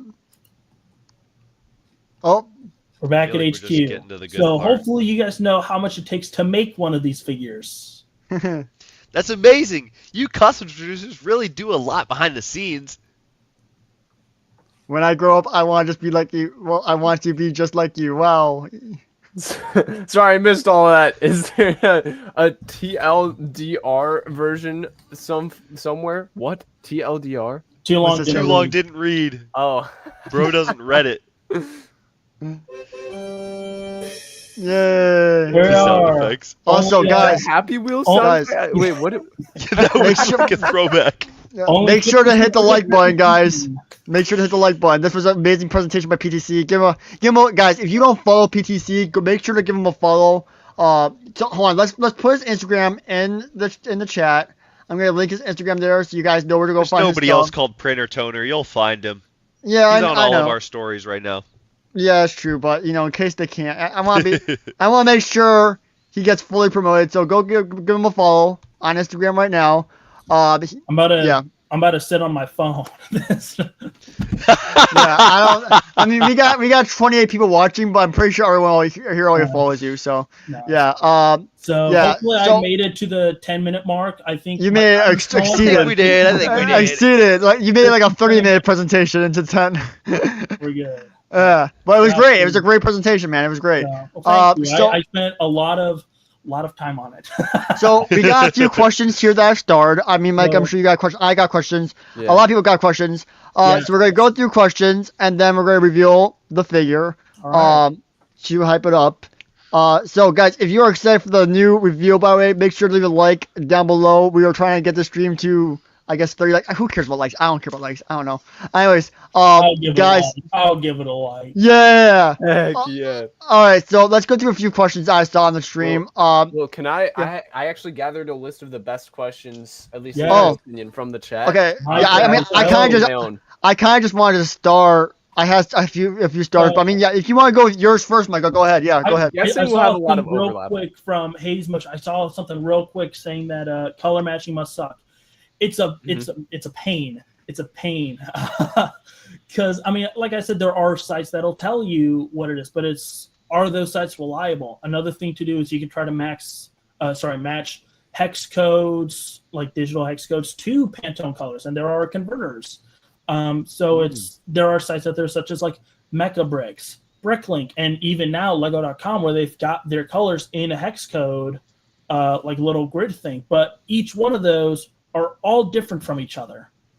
So it's this hex code matches this Pantone, this one matches this one matches this, and it's trying to weigh all of that. It's trying to flip through the 50 shades of gray to try to find this is light bluish gray, this is dark bluish gray.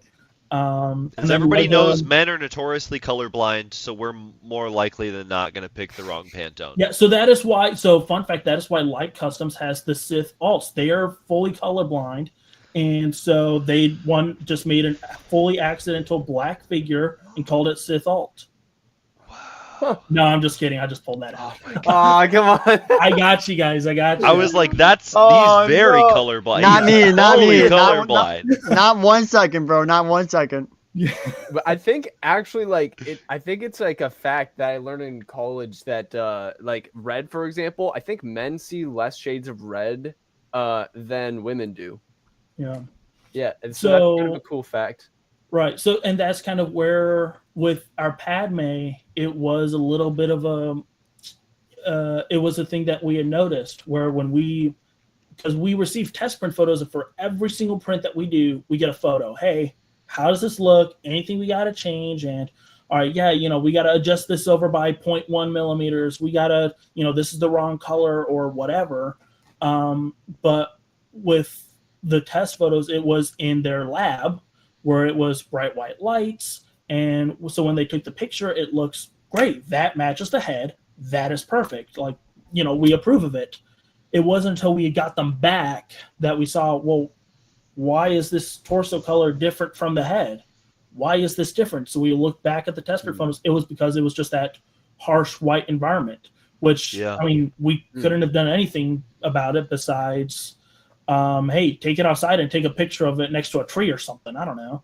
Where some more natural lighting. So that's the thing that we're having to do. Hey, it looks great here. We need a picture of it in a better environment where it's in a less controlled environment, so we can see what it would look like in a household. Does it color match? Yeah.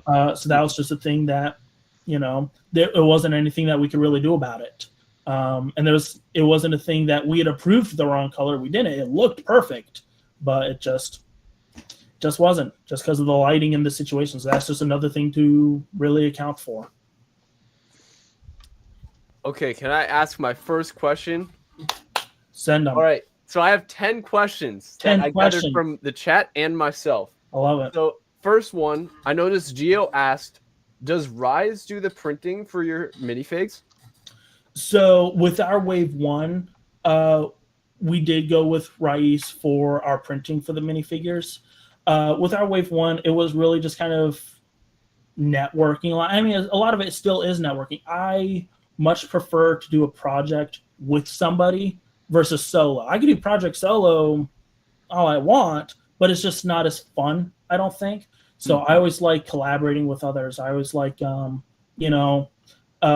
Ground Figs did the design for the Bale and Mothma. Rais did the printing for Bale and Mothma.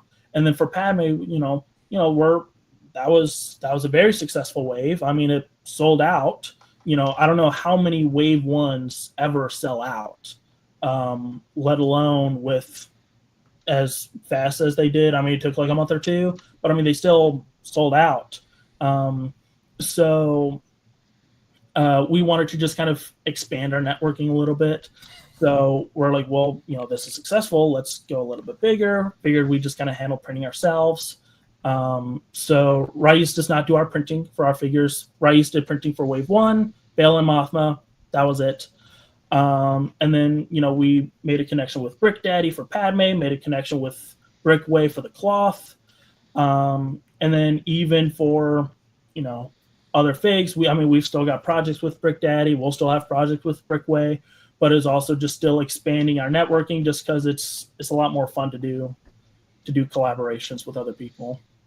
Yeah, that sounds fun. Just doing it for the collabs and for the fun of it. Like that's just so respectable, man. So yeah, I mean, it's, I'm not going, there are two mindsets in the kind of community where it's like, why are you making figures? Are you making it just because it's a fun thing to do, because you want to just make cool stuff, or some people come into this to make some money, which, it does make money, but I don't really make figures because I think they'll sell. I'd love it if they sold. Right. But when I think of the projects I want to do, I think of things that I want to do, things that I'm passionate about. Mm-hmm. So, or things that like Lego hasn't done yet that I think could be done, or even if it, like the Geonosis Padme, it has been done plenty of times by all these other brands. How can we make it better? So that's like one thing. If you're trying to get into this business, what is one thing? What is one advice you want to give to somebody who's trying to start up? It's, just what can you do that's either new or that you can improve on? So, because if, AV Figures will just say, just made a Star Killer and you want to make a Star Killer, what can you bring to the table that would be better than them? So it's just, so that'd just be my advice for them. All right, so turns out you actually already answered like what would it be? Like 3 of my questions actually. Now that I realize it, so I'm that's sorry, I'm a good.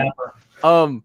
So the next one is, since I think this is kind of maybe touched by some other people in the chat, but I was curious about so screens display colors differently. Like I think, from monitor to monitor, phone to monitor, whatever, it's all going to be like different, right? Depending on your device. So do you have to compare Pantone colors to Lego colors in person every time? Right. So that's where like those sites come in handy a little bit, where they already have some comparisons made, where it is, oh, this color matches this is this, but then some of those entries are blank, or maybe some of those I don't agree with. Like you're saying it's this color, but I'm looking at this color and I'm looking at this color, and they look totally different. So that is where, yeah, you do have to try to compare, a physical book. That's where, man, I wonder what this dark blue color is. So I'm taking my part, I'm going to Lowe's, I'm going to Menards, I'm going to Home Depot, and I'm holding up this little plastic piece next to these wallpaper, Pantone books, and someone says, "Oh, like what kind of room are you painting for? What kind of color are you looking for?" And I got it covered, dude. I'm not painting a house. We're looking at printing little Lego figures. So it's doing that, or it's like those hex to Pantone converters where you can plug it in and it'll tell you what Pantone is closest to it. It'll tell you how far off it is in terms of degrees. So it's, just that kind of stuff, but it's just, it's a lot of research. Or sometimes if I'm like, wow, I genuinely don't know what color is best, then I just say, hey, printer, what color do you think is best? Let me know. So, because I mean, they do this for, a living. So, so then they'll be able to, we think this one. We'll run it. We'll see what it looks like. So, or I'll provide the part to, hey, match this color. And they'll say, okay, we got it. So, okay. It is kind of a song and dance with it. Yeah, sounds like a tedious process. Right. So this one's from Geo. Does the drying of ink also change the thickness of the ink? Let's say it's like, partially dried or something. It could, yeah. So this is not public, but I'll share it. I am learning pad printing. Next month I will be flying completely overseas to Europe to learn pad printing. Oh my! From professionals in the market. I mean, these are professionals who provide printers to big brands, big companies. I didn't know Chinese people lived in Europe. In our oh my God. To big brands, big companies in the community that you'll know the brands. I don't want to name them, but there's 2 big brands in the community that make really great stuff. I'm learning from the company that sold them their machines. So I'll be going to them, learning everything. So I'll become even more knowledgeable. He's learning ink bending. Masters of Ink Bindu. That actually leads to another question that I was kind of curious about, and this was, I can't remember who said it in the chat. Might have been GSB, but I altered their question a little bit. I'm just curious, when do you think you'll be able to design, print, and do everything on your own? So with printing, that is the toughest hurdle to conquer, because I mean, pad printing, it is, let me just buy a pad printer. Here's a $200 one on Amazon. Right. Easy 10 grand out. Easy 10 grand out the door for a pad printer. Oh yeah, 10 grand. I mean, more. My bad. Okay, yeah. That's another thing. How expensive is it? Because I've heard like 40 grand for a cheap one. Is it upwards of like 100 grand or something? They're upwards to about that. If you're looking for something really, really good, something that you'll just stick with forever. All right, how close am I to getting a pad printer? What if I You chew need- on it a little bit more? What's the current That selling is price for that? maybe Mhm. 1/70th. Yeah. So if that's $1,000 or something, I don't know. Right. So, Right. and Oh of my course, gosh. there's different brands. There's That's other crazy. things to weigh, such as, do you want it manual? Do you want it automatic? Do you want a Mhm. 2-color? Do you want a 4-color? Do you want a 6-color? They don't typically go over 6-color. I mean, I'm sure there are, like 8 or 10 or whatever, but I mean, you're talking insanely expensive stuff. There's different types of printers. Some that go around in like a carousel. Some that are just a straight line. Dang. CPA says, guys, I just found a 254. What am I? What am I? Y'all doing it wrong.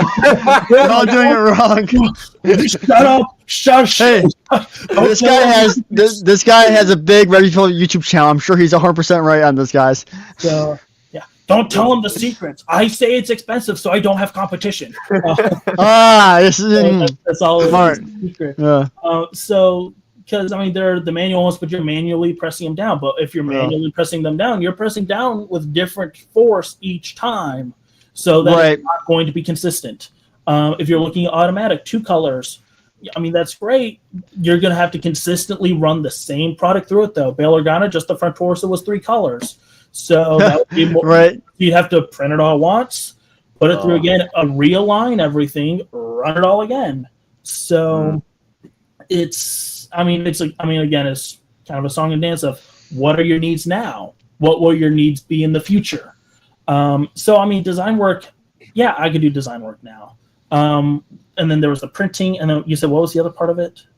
Let's see. It was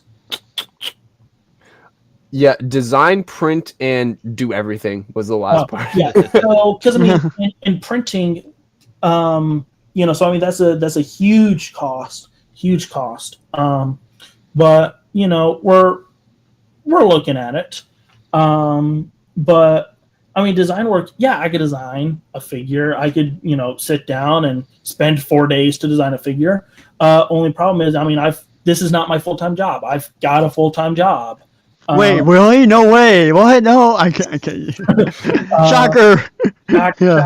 So, I wake up, I go to work, I come home, I, got to do at-home things, whether it's chores, cook dinner, whatever. And then I've got 3 hours at the end of the day to sit down and try to work on this stuff before Right. I gotta go to work again.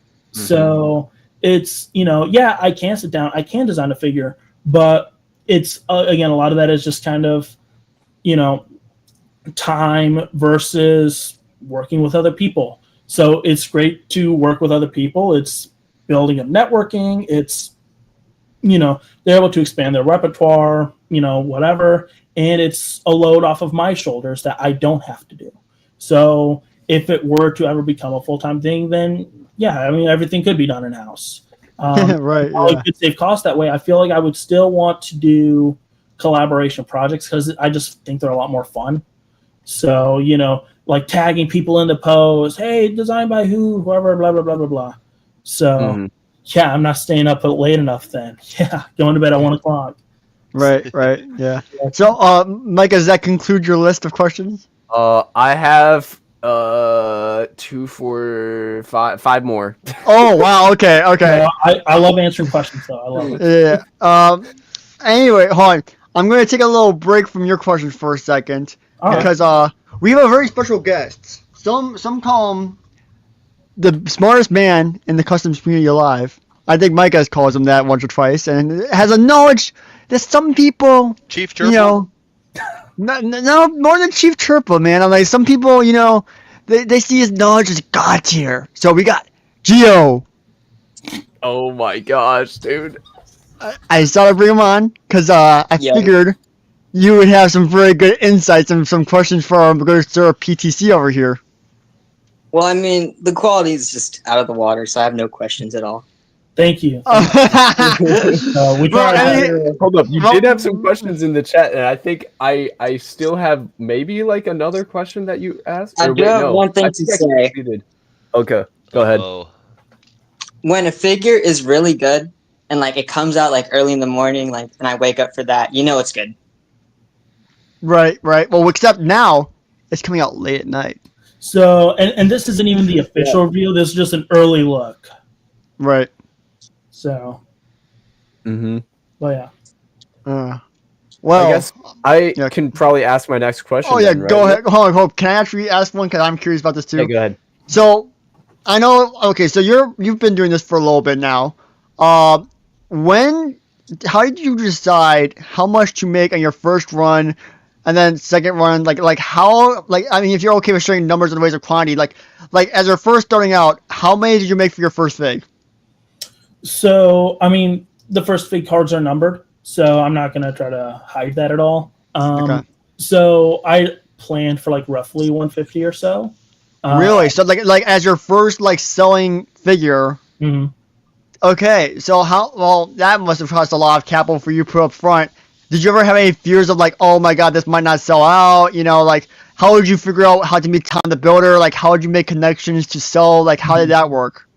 So early on, I was like, Lego's never made these figures before. No one else is making these figures. I want to make these figures. That was where originally we had networked with Ziwi originally, which later on did not bear any fruit. We had kind of terminated that partnership a little early on. They didn't really agree with our core values that we really stood for.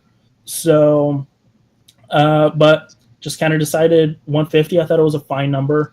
I mean, again, you go too little and it's so much per figure. You go too much, may not sell. But I wasn't really worried about sales at all. I really just wanted to make my Well, thing. I mean, you want to be able to make So, sure yeah, that I mean, of course you break even. Of course, Right? I would Yeah. love to break even. Of course, I would love to make money. Of course, I want everything to sell out. But that wasn't really the priority. The priority was I just want to make a figure. So Right, yeah. I would But I want mean, my own collection. I know, So- but like to make 150, I mean that's not cheap. Like that's a lot. You're right. Yeah. So I mean, it does cost money. Yeah. But it was. I mean, I'm very thankful. She was girlfriend at the time, fiance now. I mean, she was very supportive of everything. That's good. I mean, because family members, friends, they're like, "Oh, you're trying to get into this. This is a lot of money you're putting down. This is, Commitment. like what if, whatever." But she said, as long as it's your own money, you choose how you want to spend it. As long as you can still pay your bills, then we're Right. fine. So as long as we can still pay our bills, Right. One so condition. it was, yeah. So did you sell all your first fig? So yeah, I sold out all of them. So Well, wow, that is I mean, especially for your first one, first wave. I'm always so surprised because like people who make customs who have like what they just start out, less than 1,000 followers, right? Yep. And then they're able to sell 150 figs Yeah. to people. How do you go about marketing something like that? Like I mean, like So- you have 1,000 followers yourself, but then 150 of those 1,000 buy it, which is insane. Cause like I mean, when I produced my sig fig and when Micah produced his sig fig, I mean, I had what 6,000 followers at the time, right? I made 25, and I struggled to sell them for like a good minute. Like Right. they didn't move right away. But I'm like, I mean, again, it's a custom figure of me. It's not something that's Star Wars branded, of course. Yeah. But like, how do you go from like, having such a small audience to selling so much at a time? Like, I'm just curious how you got that to work. So, I mean, a lot of it was just reaching out to people. I mean, I was working on the figures. I had renders of them. And so I just, who is a ton of people in this community who promote things. So the biggest people who I reached out to was Bo Ricks. I reached out to Simon Bricks, who does photography. Reached out to a few reviewers. Reached out to Brick Fleet, Minifig Merc, and plenty of others too. I mean, I think I ended up giving away like 15 figures to influencers. Just, get them out there as much as possible. So yeah, I mean, you can see a ton of them there on the page. Yeah. So it was just as much out there as possible. And then it was timing it all before the release to really just hype everything up. But I mean, I am thankful that, I mean, it was a wave one figure. Not many wave ones go nearly as well as ours did. I mean, there was a lot of praise on them. And of course, I mean, it is a wave one figure. So looking back, I would change them for sure. Absolutely. Right. Of course. Yeah.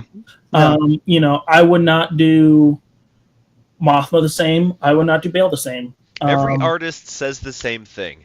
There's always room for improvement, but there's a point where you just have to Yeah. Do it. I mean, same Execute. thing with my venture, man. I mean, like I just literally was like there were so many more things I wanted to do with it, but I just said, F it, I'm done. I'll come back to it later if I want to. You know. Right. So, Like, but I mean, yeah. the biggest overhead cost was the Mothma with the custom hair mold. Yeah, that's beautiful. Yeah. Which that was pretty much given to me. I had it altered a little bit, but I did not have any kind of real control over it. It was pretty much just kind of handed to me. Hey, here's this piece. So it's Okay. great. I've got this piece. Not Volunteer. quite how I want it though. So we had it changed a little bit. So I would not do that hairpiece again. I would change the hairpiece. But I mean, it's a Wave 1 figure. It is what it is. I think they came out very nice for a Wave 1 figure, but a lot of it was just sending figures out to reviewers. Hey, I'll send you a copy of my figures. Can you do a video? Can you post some photography? Can you make a reel?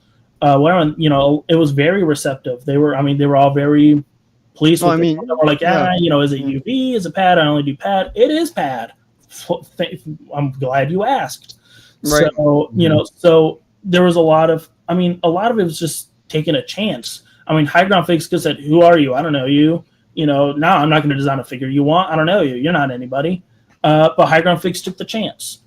Rai's Customs, oh, you're nobody. You don't have anything. But he took the chance. All these reviewers, influencers, it's, oh, cool, I get these figures. I make a video. Well, but they all took the chance to say, yes, I'll do that. And you see, here's the thing. It's like if it's a quality figure, and you're getting it for free, why would you say no? I'm like, it is honestly like at that point, it's like if it is actually quality, like sure, people ask me to review things all the time and stuff like that, and I turn them down occasionally because like it generally just looks like crap. And I'm just like, no, I'm good. But like if something is quality and like I support it, I'll go for it, man. And I won't even take a fee like for like making the actual content itself. It's just because it's a good thing and I want to support it, Also the fact you're getting it for free and I want one because it's cool, But yeah, like it's definitely something to take note of. Right. But and I mean the biggest thing that I went into it with was, you get these higher priced figures from these brands in our community. You get a $55 figure, you get all this cool stuff. It comes to you in the mail, you open it up, and it's just in a Ziploc bag, and like that's just it. I paid $50 for this figure, and it's just in a Ziploc bag, like that's it. Or the other part is you buy your Jedi or clone or Sith or whoever, and you open it up, and no lightsaber, no blaster. I need a bio blaster. I need to buy a lightsaber. So a really big thing I wanted to go into this was enhancing just that experience of getting your figure. So with the Wave 1, I had the cards. With Padme, I still have the cards. I've had a postcard. I had a blaster. There with the Padme, you had the option to swap the torso so you can display it however you wanted. You didn't have to buy a second figure. You could have, I want her with the cape before the arena. Cool. You've got that Padme. Oh, well, now I want her like after the arena. Take off the cape, swap the torso. We still provide the arms, the hands, and there you go. You've got your second figure, and now you can display it in a different manner than you would have the original way. So you've got those different options, and it comes with the blaster, the postcard, the Ziploc bag with the logo. It's another Ziploc bag, but it's got a logo on it, so it's got packaging. Just any way to just kind of enhance that experience, because I'm getting tired of buying clones without blasters. Jedi without lightsabers. If it just, yeah, it's really annoying. Yeah, especially when it's just like a 5-cent cost for like a blaster. Come on, put it out there. A blaster's what costs? Go on, buy some blasters. It's 5 cents. It's a little bit costly more, but you account for that in the cost in the cost of the design. You account for it. So it's it does it costs you. Well, I don't want to say it costs you nothing. It costs you minimal for the consumer to have a better experience with it. So to me, the cost is worth it. I mean, like, sorry to interrupt you, but like, I mean, like, but like when you add that little, here I'm going to pull a picture of it. Like, I didn't notice this came with the figure at first before buying it. Like, I just thought, oh, it's a little ticket thing, right? But with your Padme, I didn't know this before I bought this, but then I opened up the package. I'm like, oh my god, that's the arena little ticket thing. And it has the two monsters on there. I'm like, oh my god, That is so cool. Like it was like an added bonus. It's like a little surprise. I didn't even know. There's 3 came- color layers. If there's anything we've learned from his PowerPoint Right. is that he put effort into that. Right, Yeah. exactly, man. So like just like little things like that really make it go over the top. And then also this cape was beautiful too. Like So- that, the cape is what sold me on it because the cape and like it was so solid, it felt so Lego like, and it had like that little offset color on the edge, which really made me just like go nuts for it. That's what sold me on the figure. But the fact that this was included made me feel like, oh my god, this is beautiful. I will buy every figure this guy has from now on. You know. Yeah. Like So- that's, yeah. Yeah, well, and that's what had sold Brick Daddy on it too. Originally, he saw, originally I said, hey, I want to do a figure with you, blah, blah, blah. He's like, I'm trying to limit people who I'm working with right now. I've got a lot of people going right now. Yeah. And I kind of showed him what we had so far, the current design and everything. And then I showed him the cape, and he's like, that cape's coming with the figure? And I was like, yeah, Brickway's working on this. And he said, well, I'm sold. So, I like the cape too. but Yeah, no, start coming. Do you have this figure yet or no? I do not have that fig. you do not Tragic. have it? So Well, I I just saw it don't on collect Mercari for customs. $200. Fair. I also But do have a I second know one, but I'm that gonna keep it. When Yeah. I meet up with Brick Fleet next, I'll get to fondle it. Yeah. So that's all that matters. Well, just get wave 2, man. So, Or get a wave too. yeah. Yeah, he's doing wave 2 with this one. Make sure to pick it up. But yeah. Micah, Yeah. should we go back to your But yeah, questions now? and the postcards, Yeah. postcards will return. We will see more of them. So, Good. I a little love bit of a that. tease Nice. right now. That's We'll actually see them so more. unique. They'll make sense later on. Yeah. Heck yeah. Heck More yeah. will build. We gotta get a Minifig mindset postcard. Anything nice to post? Hey, that's cool. So, and then in Also terms not of like asking too Tom, he, because one thing I debated was because I've got my own store. It's do I do a resale through Tom? We're both U.S. markets, so that Right. could be seen as competing, could be seen as just reaching a wider audience because he's Right. got more people on his site than I do on mine. Right. So some things are. So we had discussed about it, and I mean it was an absolute pleasure to see him at Brick World Chicago. Absolute wonderful guy. Yeah, I had never Agreed. really put a face to the name. Yeah, And then actually yeah. meeting him Really was, like, puts a face and name. I was able to talk to him. Yeah. Just super swell guy. Yeah, we're gonna have him on Couldn't say eventually. nothing bad about the guy ever.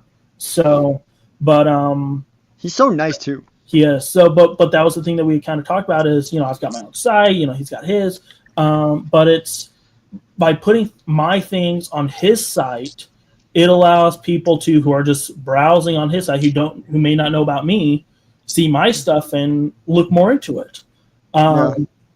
And with that, I mean that ensures that by also reselling through him, it ensures more that products are sold. But the other part of that is because it's just kind of weighing all that stuff. And there will be products that I'll still be sending to Tom, but there will still be products that I'll be holding still just on my site. So it still encourages people to kind of come to my site and encourages people to still go to his site for the more mainstream stuff. For a little bit more exclusive stuff, that'll just be on my site, like the leftover Sandy Padmes. Those will Right. just be on my site. That will not be resold just because there's so few left. There's so few left. It was a limited run. That will just be my site. Well, aren't you re-releasing it? Or So yeah, so that'll be coming out with this upcoming wave then. So Okay, yeah, so good, yep, we'll have good. the leftover Sandy. We'll have all the additional Mhm. Padme stuff. I think I'm I'll- very excited for this wave, man. It's gonna be. I mean, like based off the Spider-Man that you always showed, and like the stuff that we're about to see here tonight on the show. yeah. I'm very excited for this next wave, man. Very interested. And Yeah. Spider-Man's been a long time coming to. Oh, I just Yeah. outed it. But Right. yeah, I mean, Spider-Man, very long time coming. Again, planned months in advance. Right. And that was, that's kind of where we get into that like common misconception of brand copy brand or whatever. Because I mean, Right. for the longest time, nobody had done it. Nobody had touched it. Right. And then it wasn't until kind of 2 days ago where another brand posted an image of their product and it's, now it's, part of it could be seen as like copying or whatever. Same thing had happened with our Padme. There was another brand that was coming out with the Padme pretty of much the course. same time.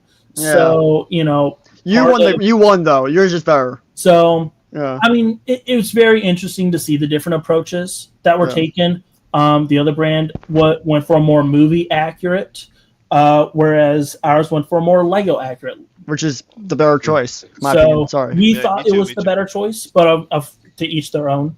Oysters are their own. I'm- But so it was seeing this other brand's Spider-Man where it's because part of this community is being first, and then another one is being the better one. There, right, exactly. Yeah. No shade at all on the other brand. No shade at all. Whereas if you're not first, you got to be better. Mhm. So All right, that's people my keep- view on it. So I it's think Yeah. Ricky Bobby said that. Yeah. so yeah. I mean, Here- what can we do to be better? So some people, Yeah. they post that, and so it's business. Someone else say that they're making your product. You got to kind of move it up a little bit. So CTA I mean, of says, course, yeah. this figure was already in this next wave. It just meant that I revealed it a little bit, like 2 weeks earlier than I originally planned. So Right. it was still part of this wave and everything. Parts are getting printed and everything, but it's the tease of it. I try not to tease until during production. So I mean, it would have been fully produced 2 weeks from now. So I would have teased it kind of around then, but it's Yeah. tease it now. So we just kind of teased it 2 weeks earlier than we would have. But I mean, it's still being made and everything. So it's just, don't just buy something because it's first. Because then if something better comes out, or if another brand is doing something else, then now you're looking at getting maybe selling off yours or looking at getting the other one, and now you're getting to the same thing. Kind of, it's a whole thing. It's just be mindful with your wallets, with the customs community. Things are pricey, Very because pricey, of the quality and because of the design work. So just be mindful. If somebody is coming out with another product, wait until then. So Some might say you might have that Minifig mindset, some might say you need to have that minifig mindset. All right, roll credits. Is that end of stream? Was that the last word? It was. We said the word. That means it's over. He said it. We're done. We're done. Yeah. All right. Yeah. So, Micah, hold up. How many questions? Because everyone's going nuts in the chat. They're like, we want I the am- reveal. yeah. I do have People 5 going more questions, but I can try Okay. to limit it a little more. Okay, 'Cause so some of hold them up. are still really good questions. Okay, I mean, Okay, we're gonna highlight them. We're gonna highlight Actually, them. 4 more questions. all right. 'cause Okay. one of them Well, was we already do like a answered. speed run.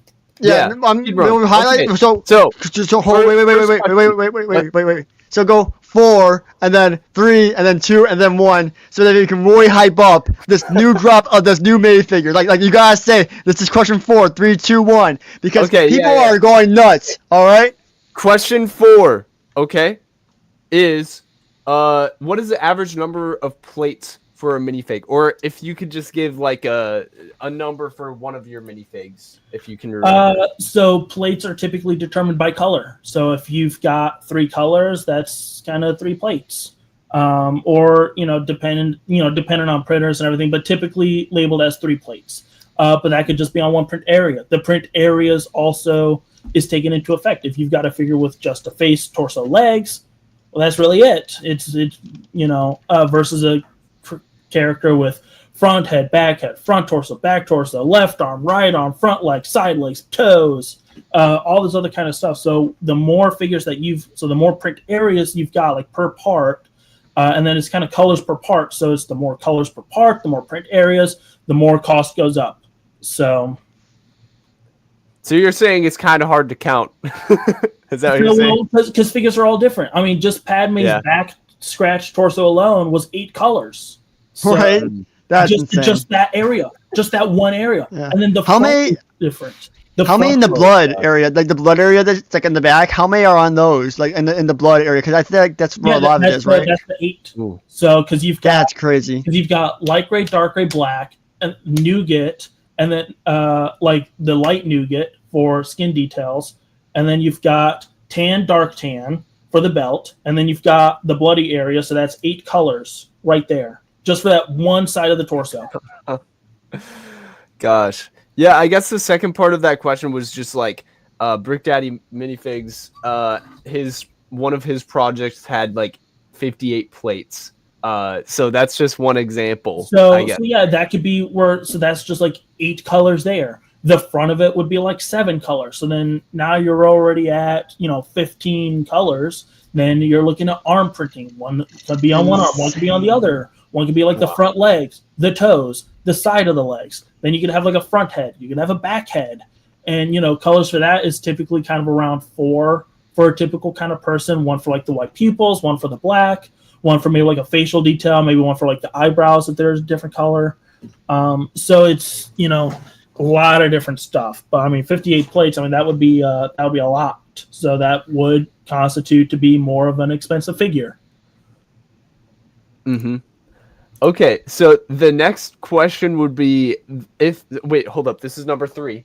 Okay. Yeah. 4, Okay, 3. number 3. Three questions left, guys. So if pad printed minifigs take several months to produce, how does that compare to like a UV fig? Like I'd assume it's a lot faster. And then on top of that, is it easy for UV printers to copy pad printed minifigures with like a quick turnaround? So that's a good that question. is where, I mean, copying figures, I mean, you run that risk. I mean, there are sites, there are communities that have ripped Lego files, whether it's from games, whether it's from official figures, where they've got ripped like design files and stuff. So as a creator, you have to be mindful about how you're sharing things. If you take a picture of your 2D digital software and hey guys, what do you guys think of this figure? That is very easy to copy because you've got just flat 2D image. That's it. You could just kind of paste over it, which is very, I mean, of course, I don't agree with it at all. You know, so it's taking someone else's hard work and pretty much claiming it as your own. So that's kind of an interesting point because a lot of custom designers have taken their designs from Lego. They've added to Lego designs, or they've added to Skywalker Saga video game files. Yep. And so it's like you're already like piggybacking off of something else. Yep. For somebody to piggyback off of you is only one step removed. I mean, it's, you know, so in order to obtain something that's really traceable, is you would really have to, you know, see. I mean, of course, every time you make something, you run the risk of it being copied. I mean, I know there was one designer who worked with this one producer, not for minifigure parts, but for more accessories. Okay. And they had stopped working with them. And the producer continued to use the design work from the designer, even though while it was commissioned for them for other projects, they had stopped working for them. They still used the same designs for future projects, which the designer was then not compensated for. So that's, you know, that's a risk of doing business as well. You know, you send someone a file, they could very well just use that file and copy it for other things. But unless, I mean, so that's why a lot of people, when they share their stuff, it's all in renders, where it's angled, it's, you know, different lighting or whatever, renders and stuff, or we've got the physical product, that's it. But yeah, I'm not going to try to name no companies, but it seems like y'all pretty much know what I'm talking about. So it's, you know, so I mean, you always run that risk, but I mean, of course, if you're well known in the community, people will be able to see that, and they could see, oh, well, this literally just looks like this, and you know, you'll have the community backing you up and stuff. So it's, you know, but I mean, it's, anybody could try to trace anything. It's a lot harder when you've got more of the physical figure in front of you than, you know, if you just post your 2D design work. I mean, it's right there. Anybody could screenshot, anybody. So that's why, I mean, I'll say it in my PowerPoint, that little design figure, I pulled that off of Google. That is not my file. What? What? No, that is not how I, you know, the process of how you design a figure. The deception. The field is getting more competitive. template. When we think back to 10 years ago, we have like Clone Army Customs. Yep. That's it. So it's exponential from there. We've got 2 and then 3 and then 4 and Every new weekend, I'm seeing some new customs come up out of the bush. You know. Yeah. Wasn't too long ago that I was saying, "Who's this printer toner guy? Who's this printer toner guy?" Space. So. Yeah, no, like low key, I didn't know who you were until Micah told me who you were at Brookwood, Chicago. I know. I don't think. I mean, I seen your fig, but like I didn't really know who you were. And Micah's like, oh, there's this cool guy. His name Printer Customers. I'm like, all right. Micah seems to know, you know, the custom people pretty well. I'm like, okay, I'll come say hi. Then I saw the fig. Hands down, you said $48. I'm like, this is the best Padman I've seen in my entire life. I'm buying this. And I bought 2 of them. Well, and I only really got to talking with Micah through Brick Fleet. So Yep. I was hanging around Brick Fleet, and he was there talking to Micah. So I was like, "Oh, I know Micah. I follow him. Does he know who I am?"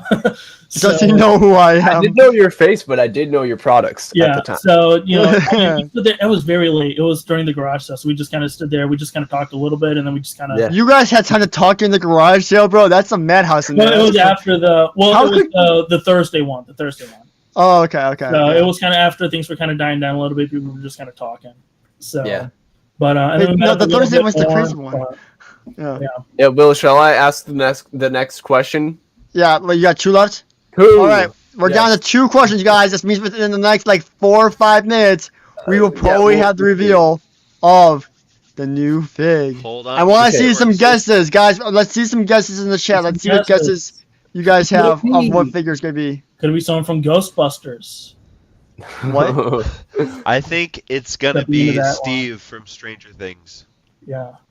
I think it's Number gonna be. 2, Oh no. guys. Could it be my Number 2. landlord? Yeah. I think it's gonna be PTC sig fig. Guys, number 2 is how do you think Weber Bricks makes UV printing look so Price smooth? Jones. And I don't know if this is a question for just Weber Brick, because I know you do like pad printing. That's what you specialize in. But do you know if there's an answer to that? I with this run that I've sent off to the printer, they do have access to UV stuff. I did send a product over to them. Hey, can we just test the UV capabilities? I'm still looking at doing everything pad. Because with UV and pad, there are some pros with UV, there are some pros with pad. Pad, it's more official, it's blah, blah, blah, blah, blah. We already know. It is more expensive, though. With UV, it is cheaper. You're able to produce it much quicker than pad. But with that, with it just being more of an image, you can do whatever colors you want. You can do a gradient. You lose metallic. You can't really do metallic things without having to maybe design a kind of reflective thing. But with it, you're able to, for an example, a person that would have a lot of colors would maybe be like someone in military, where they've maybe got a lot of accolades, awards, whatever, 50 million colors on their front. If you were to try to do that in pad, your figure's freaking $70 because you've got, 10 colors just over here in this one little area. Right. Whereas UV, it is much more cost effective to do it in UV, where you can do however many colors you want, it doesn't matter. So that's where it's like a Thrawn torso.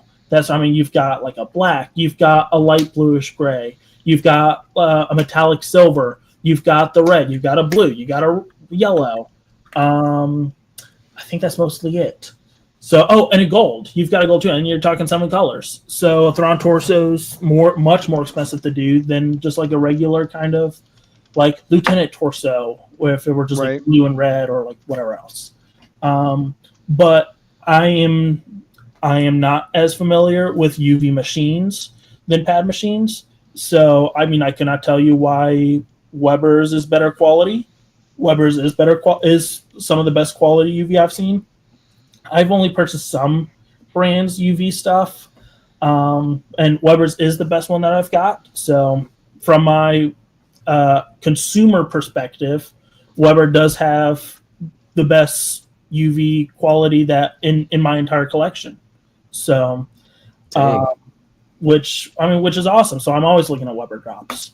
So, but again, a lot of that is also design and all this other kind of stuff. So, but no, I do not know what makes their quality better, but they've got really something good going. So, always excited to see what they come out with. Heck yeah.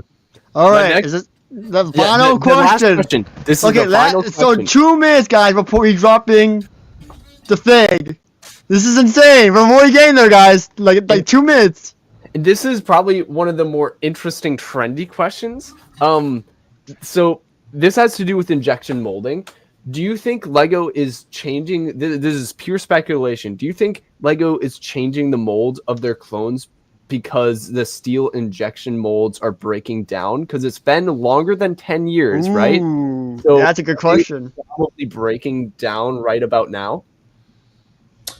So, whenever molds start to break down, they just make new ones. Like the 2x4 brick, I wonder how many molds they've ever gone through. You Right. know, very common thing. Yeah. So they wouldn't really change it unless they were making design changes for it. So such as the helmet holes, they wanted more accessories to be able to be put on the helmet. So they had changed the mold for it.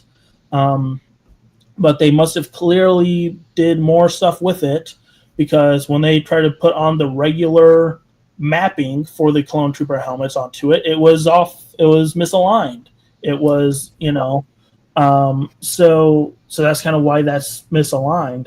But in terms of why they're changing them, I mean, I think it's just because it's like the pilot helmet, the helmet holes. They were just looking at changing design overall, not necessarily because the molds are breaking. Because I know that was a big issue with like the goat. The goat mold had last been seen like in 2013. Yeah.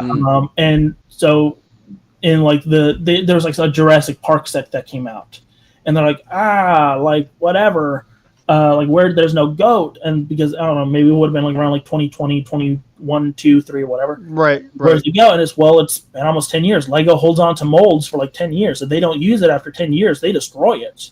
So they use it, they throw it, they give it to the Navy to put on their anchors. So it's so people are like, oh well, now it's been over 10 years. Like that's it. That's the end of the goat. So then they skyrocketed up to $80 a piece or $40 a piece or whatever. Yeah. So that's why it was such a huge thing when they brought it back. They brought back the mold. Another thing was like in the CMF line, like this cactus character had these like little cactus arms. Yeah. That was like a one-time thing. It wasn't until some like 2020 set or something like that. It was a city set. The city set where it was the police like dog training academy where it was like a bodysuit kind of thing. They reused that mold. So otherwise that just like would have been it. That would have been gone. Or like gotten to time. Yeah, or like Max Rebo custom head or whatever else, because he was in, whatever slave not Salacious Crumb as well. Yeah, so or like Salacious Crumb, like those molds where it's just been so long and it's whatever. But I think with the Clone House, I think it was just looking at designing something new, wanted more playability, custom attachments for them put on there, and that's pretty much it. So yeah. Okay, yeah, that makes a lot of sense. Will. So does that wrap up the questions? Yes, that wraps up the questions. Wait, I got one. Just kidding, guys. I don't. Actually, I might have some more, but I kind of forgot them all. I'm just honestly too excited for the drop of this big.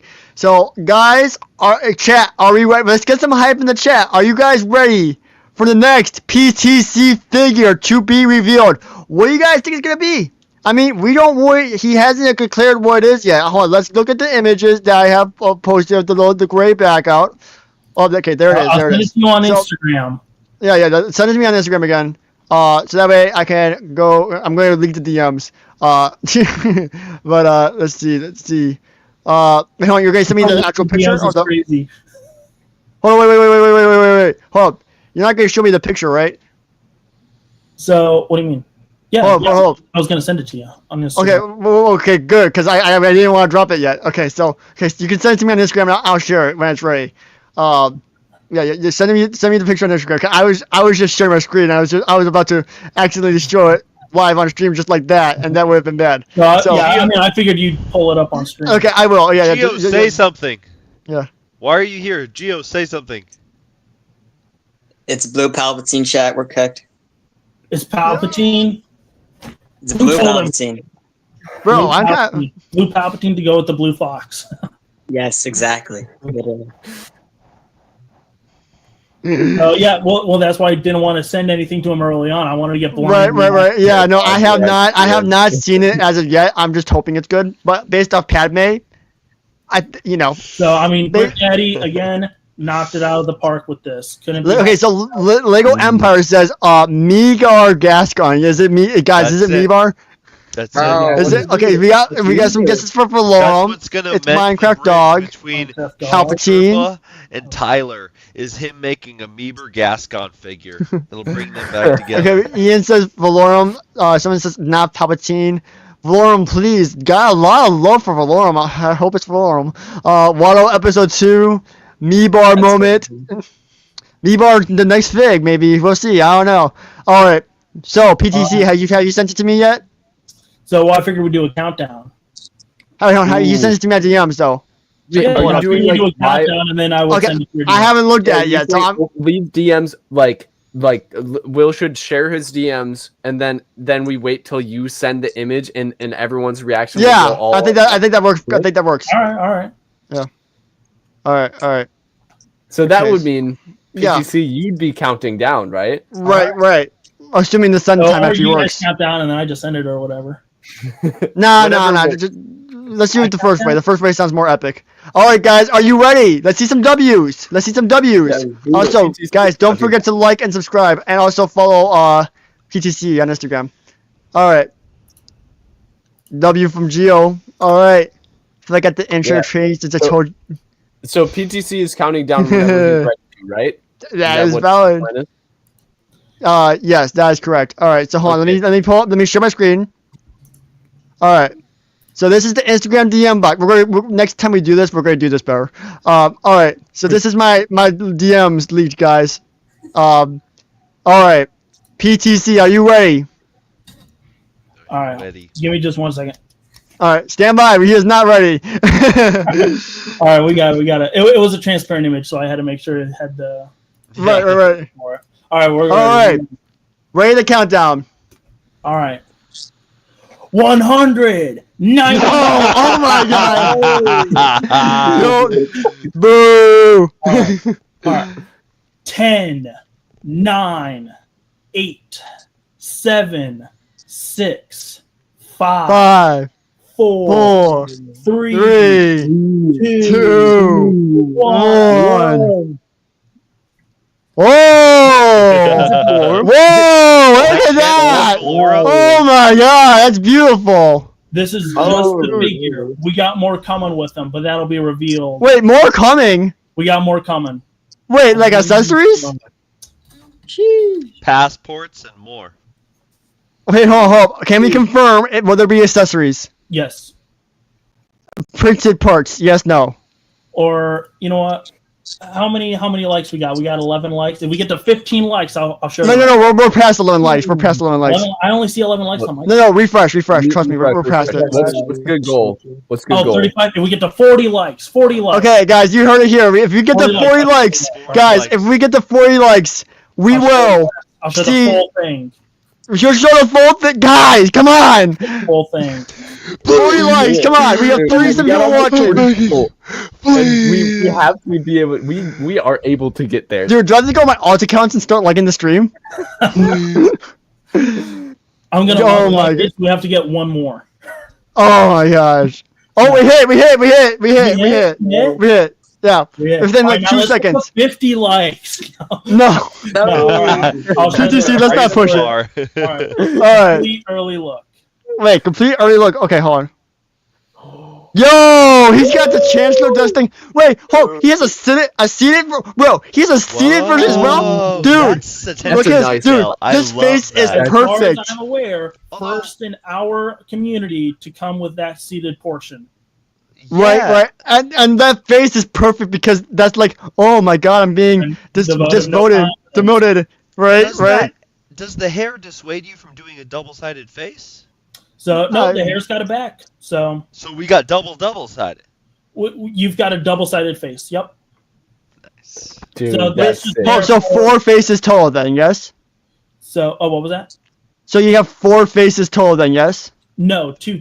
No. Oh, okay. So Yeah, you so just it's roll one Off head. of the render, right? Like Oh, yeah. showing- Oh, Right, one- right. Okay, I got you. One head, It's just to we just have represent it there for us. for. I got you. We just have it there just to kind of show the Yeah. other expression. Do we have a Nice. pricing for this as of yet? People are asking price. As of right now, no. That will be revealed later on with all of the additional details. All right. Are we looking higher? Are we looking higher than Padme or a little bit lower? I cannot confirm or deny anything at this point. See, I like All right, this that's because all, this yeah. feels like a figure that Lego would not have the justification to do in any sort of set. We've Right. touched on the Phantom Menace so many times, and we've never gotten even close to Chancellor Valorum. So Yep. Yeah, I mean, you haven't even gotten that movie in Starfire, It was right? about high time we got one. Right. So, Yeah. No, this is beautiful, man. yep. So Holy it will cow. come with fully printed front PTC. torso skirt, back torso, back skirt, arms, double-sided head, hair, all official parts. It'll come with a sprayed 1x2 slope in metallic gold with the Chancellor plaque. Did you say a cloak? Sorry. Did you say a cloak? No. 1x2 slope. Oh, slope. I heard cloak. I'm like, Yeah, wait, a what you cloak? see in the image. Yeah, I know. 1x2 Duh. I'm slope stupid. in gold ink, which if you look at the Skywalker Saga video game, he's got one. They're like in the Senate chambers. So this is pretty much that. So it'll be that. It comes with the seated portion, first in our community to do it. So it comes with the additional printed slope along with the 2 1x2s and the bracket. So you get all the pieces for it. You do not have to go out and get additional parts. Wow. Wow. That's I gotta insane. say, I love the white speckles just make this like Right? so cool to look at. It was our biggest point. Oh wait, yeah, Will, stay zoomed in on that. I didn't know how many colors were in the speckles. Yep. Mm-hmm. There's purple and green in it too. Yeah. So hold on, how many colors on this alone? Hold on, let's His try to count. design was a lot of back and forth. 1, 2, Me and Rick Daddy were constantly talking to each other, talking to, our trusted individuals. Hey, what do we do with this? Because pull up an actual picture of Valorum. See, as a kid, I had the before vintage collection, just the 3.75-inch action figure of Chancellor Valorum from 1999, and this captures the texture of that action figure. Right. So, because Will, are you able to pull up a picture of Chancellor Valorum? Yeah, I was just thinking about doing that. Right. Because it is, just 3 colors on the front of this. We pretty much just kind of made up on our own. I mean, it's utilizing dark blue parts, but the blue on like the belt area, that blue there, along with like up here on the collar, a little bit down on the cloak, we're going to be doing a metallic blue for that. So, which Lego's done metallic blue for it, but I mean, we don't know exact Pantone, like whatever. So so we're going to be making a metallic blue for it. That's sick. So yeah, because like he's got these like blue, he's got purple, he's got green. So we're like, what color do we make this thing? So it's metallic blue, not dark blue. So dark blue is the parts that he uses. Okay. So metallic blue would be what we print, and then Okay. the little light blue flecks on him, that was our own color as well. We didn't really. I mean, Lego's got a few colors, but none of them really matched what we were looking for. So that we went with That's Rule insane. of Cool. Even the dark brown, dark gray kind of cloak area, Skywalker Saga did a dark gray, but if you look at that doesn't really look Yeah, it's dark gray, but Right. dark brown looks way more brown than that. So we had to, what do we do? Do we do dark brown? Do we do dark gray? We weren't happy with either of them. So we just, what is the direct middle of them? So we looked at the direct middle of them, look at the nearest color that we were able to do, and all right, this will be it. So that's a custom color. Right. Oh, sweet. So it's kind of Dude. like Lego's problem with commando droids, where they're like, "Oh, do we go like what is it like Dark brown, dark pearl gray. Yeah, and it's like, hey, why don't they just make a new color, right? And Right. it's easier So, for and of someone course, like new you to do colors it go because through you don't such have the limitations that Lego has. Right. So Dude, this figure looks so. I'm sorry. I didn't mean to interrupt. But I'm looking at the rendered images. Like I'm not showing it on screen, but I'm not looking at Valorum. I'm not looking at Valorum. I'm looking at the custom figure because it looks so good. right. Like and pull up the Skywalker Saga where he's got like, the little Chancellor plaque. I want to show people what that is. Yeah. Give me a second. I gotta find that. It's gonna take me a minute.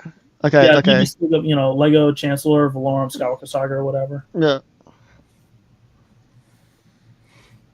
Mr. Dude says, right there, first image. Oh yeah. yeah, dude. No, that's great, man. I need this. I need this. So, and if you look, that Valorum, is completely different from ours.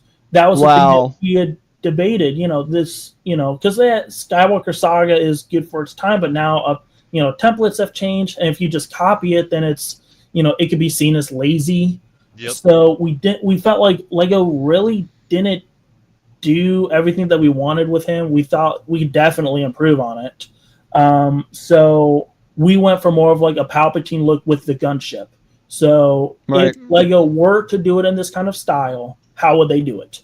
So that's what we looked at. So how would they do this? Well, dark blue probably as the base, and it just kind of worked from there. First thing, I always wanted that little plaque. I thought that was super cool. It's a fun little thing, So, Yeah. so we thought it was really cool to include that. And then some people had questioned, oh, like Mothma, what about like a sitting skirt piece? And it's, well, I never really considered it. So we did a poll. I was open to the idea. I always like to accept feedback from others. So, so we did a poll. Oh, would you want to see the skirt piece?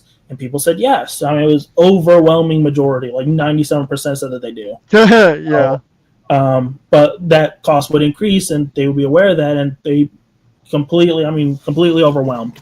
So then that it'll just kind of raise questions for other figures. Not every figure that we do with a skirt will include this, just because there is like part availabilities, such as like, for an example, I think because you're really limited by that curved slope piece colors and the bracket piece colors. You need to make sure that those are the same along with the 1x2. So you're needing to make sure that those three types of pieces all have the same color on them. So with that, it is just, maybe the slope doesn't come in a specific color. Maybe maybe the bracket doesn't come in a specific color. So it's kind of weighing that stuff. Right. So, Right. Yeah, man. I mean, it's beautiful.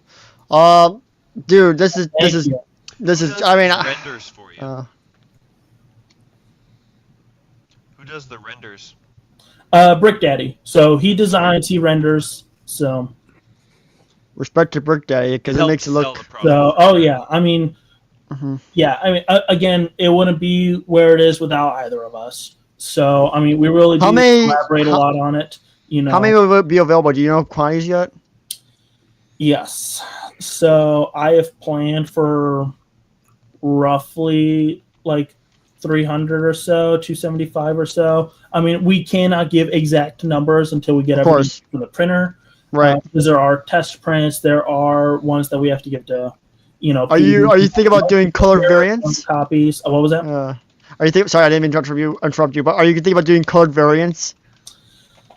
So I had wanted to do colored variants with my first wave of figures. I sent in a lot of pieces. Not many came back. It wasn't that well communicated. That they were the manufacturer, I believe, that they were more like testing parts to like debug the printer. So most of them were destroyed. The silver bale managed to make it. And then I've got. You got some? Oh, can you show them? Maybe around here, I've got. Here we are. So, like this right here. I don't. Why is it kind of blurry? There you kind of see it there. It's some dark azure bale legs. That's cool. So, I mean, it's whatever. But so the wave one, not many alts came back. With our second wave with Padme, we sent over a silver stuff for a silver Padme. They understood it the same thing where they thought it could be destroyed. So I managed to get a torso back, but it's got like a regular covered front and then like a scratched back. So maybe I'll sell that on Whatnot. It'll completely fund the next wave. But with the things that I just sent to the printer, I do have some colored variants. So I do have a medium lavender Padme, and that is each a torn and a scratched version. A silver for the charity auction, which 100% proceeds go towards charity of the winner's choice. And then I've got a dark azure for me, and then I've got a black one as well. I don't know what I'm going to do with the black one. I'm not sure if I really want to keep it. I don't know, because everyone does like a black one now. So I figured, I'll do a black one. I don't really know what to do with it. I would feel it'd be disingenuous just to auction it, unless it Right. were to go towards something. Um, Like another figure. so I don't really know. No, I it don't could be know what I wanna do go with it. go towards a giveaway, or So more. yeah. Could be a giveaway. Or it could go towards, if you sold it, you could go towards more funding, like to like grow your reach. Like you'd be like I feel like that might be disingenuous just to auction it off and me keep it all just. no, I no, mean, no, yeah, I mean it no, goes no. right back towards itself, but I mean, I don't know. if you auctioned it off and then we're like, okay, now I can give away X amount of things to like more creators in the space. Like I don't know who else does customs. I mean, So Yeah. I don't know. We'll start taking auctions in the chat though. Yeah. Put in your price. Put in your price. put in your price. 300. We got 300 from Hayes. We got 350, 600, 1,000, 1,000. Yeah, exactly. $1 grand. What? A million. So, A million. But $4. Sold. So, but I mean, the silver one, we always like to do that one because it goes towards great. It goes towards great causes. It's something fun for the community. Right. So it's, so we always like that. I don't typically do a whole ton of alts really, but I made sure the printer knows for sure. Hey, by the way, these additional colors, treat them as a regular product. So they're super duper aware of that. I will have some dark brown alts that I sent in for testing so they can test, print, debug, whatever on some dark brown. So maybe I'll do some dark brown or something. So if I get any, they may just all be thrown away. No. So, well, it's not my choice. So I know. Is what it is. Do we have anything else we wish to discuss tonight? I think we're wrapping it up here. We got What about 11:30. Yeah. I want each of We you reached our guys' climax. opinion. What is your favorite part about the overall King of Alarm? I want like a favorite part, and if you've got one thing you would improve on. His face. His face. Oh no. It's gotta be the torso or the like, cause like it's so pretty.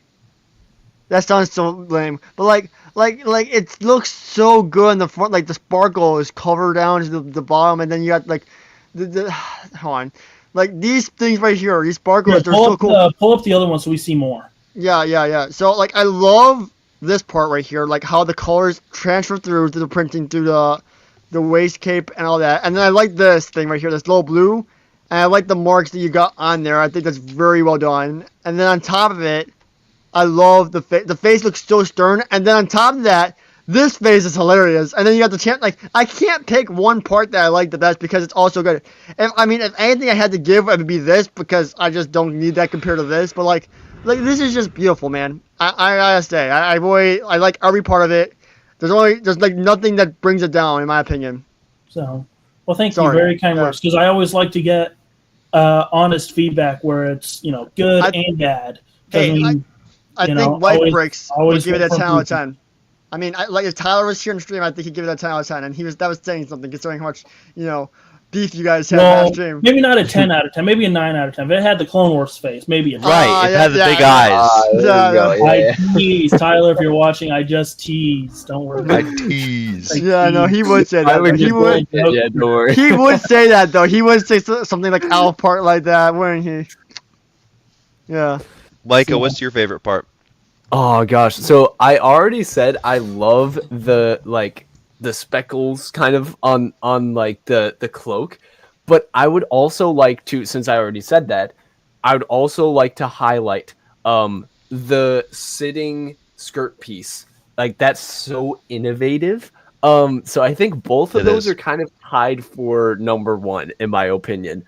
As of now, I don't. So you said you wanted feedback for what to improve too, and I really don't know what to improve yet. I mean, I'd have to look at this like I'd have to let the hype completely die down and just 5 sit months, and look. 5 months. I'll come back. Yeah. So I'll maybe DM you or something. I don't even know. And I don't know if I'll be able to find something. Right, and of course these are renders. These are not final product at all. Final product may differ. Okay. Yeah. Maybe when we got a question. Estimated release. Estimated release. We are looking at end of August. So that is currently off getting printed. Let's see. Have they? All right. So they should be beginning printing on him Well, not beginning. He is already getting printed.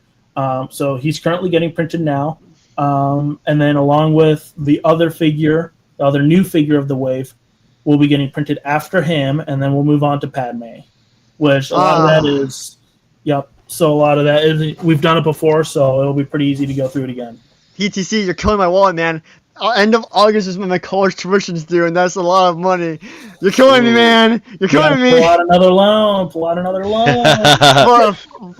This is not fair. Oh, college This is not fair. tuition, Chancellor Valora.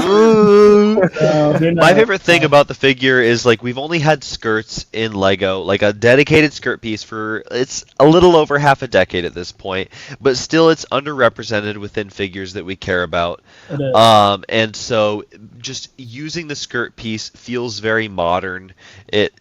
There are still Star Wars figures like Newt Gunray, which the best version of him does not use a skirt piece. It uses a normal brick. That's at least it's printed. And so having the skirt piece, it's timeless. Like it will last and be modern for years to come. And then including, basically we're crossing over sort of Lord of the Rings design style with the whole skirt over the chair piece, which is really cool because this will make it really good for if somebody wants to do a mock of his office or something like that, other Phantom Menace scenes.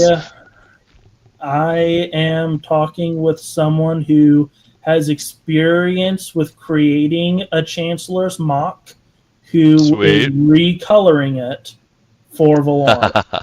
That's awesome. That's awesome. Wow. Shout out to Kyle Janin. So okay, yeah. So I mean, he's already doing pictures and stuff. I know him. Yeah. But yeah, we've already talked. So he's getting that together. That's nice. So, That's nice. I like to see that. I like to see it. It'll be pretty cool.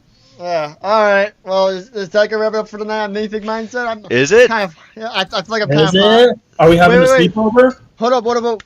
No. Hold up. No homo. Wait. Weekly pickups. Anyone got them? Nope. Look at me. I mean, I built this during the podcast. Okay. Printer Tower Coaster. Did you pick up anything Lego wise this week? A lot of parts for the next wave. A lot of parts. Sweet. All right. Parts. Micah. Weekly pickups. I actually didn't get any Lego, but I got new phone for filming Lego. And you know who else got something new? Will got headphones. What? Crazy, man. $10 at Target. They're Sony brand, so it's good. Also, I got this. Big Dude, spender. I got this for $30. $30? Yeah.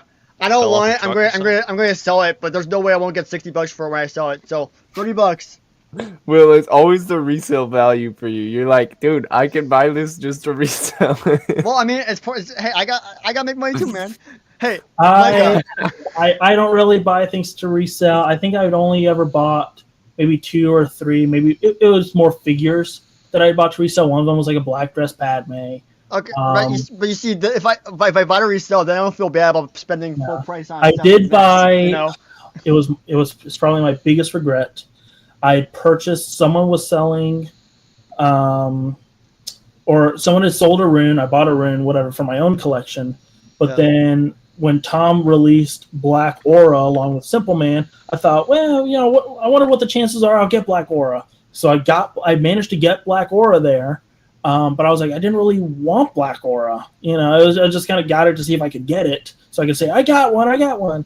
So that one I did get to try to trade out or resell, more so to trade, not really resell. And at the time, you know, I got it. But at the time, Light Customs Battle Damage Darth Vader was kind of leaked a little bit. We just know it's coming. We didn't see any images or anything. So I'm like, oh, well, that Light Customs Rebels Ahsoka is going to skyrocket. I wasn't able to get one. So I traded Black Aura for Light Customs Rebels Ahsoka and a dark blue Senate Guard before GCC announced they were going to be doing them again. I did the trade. I was happy with it.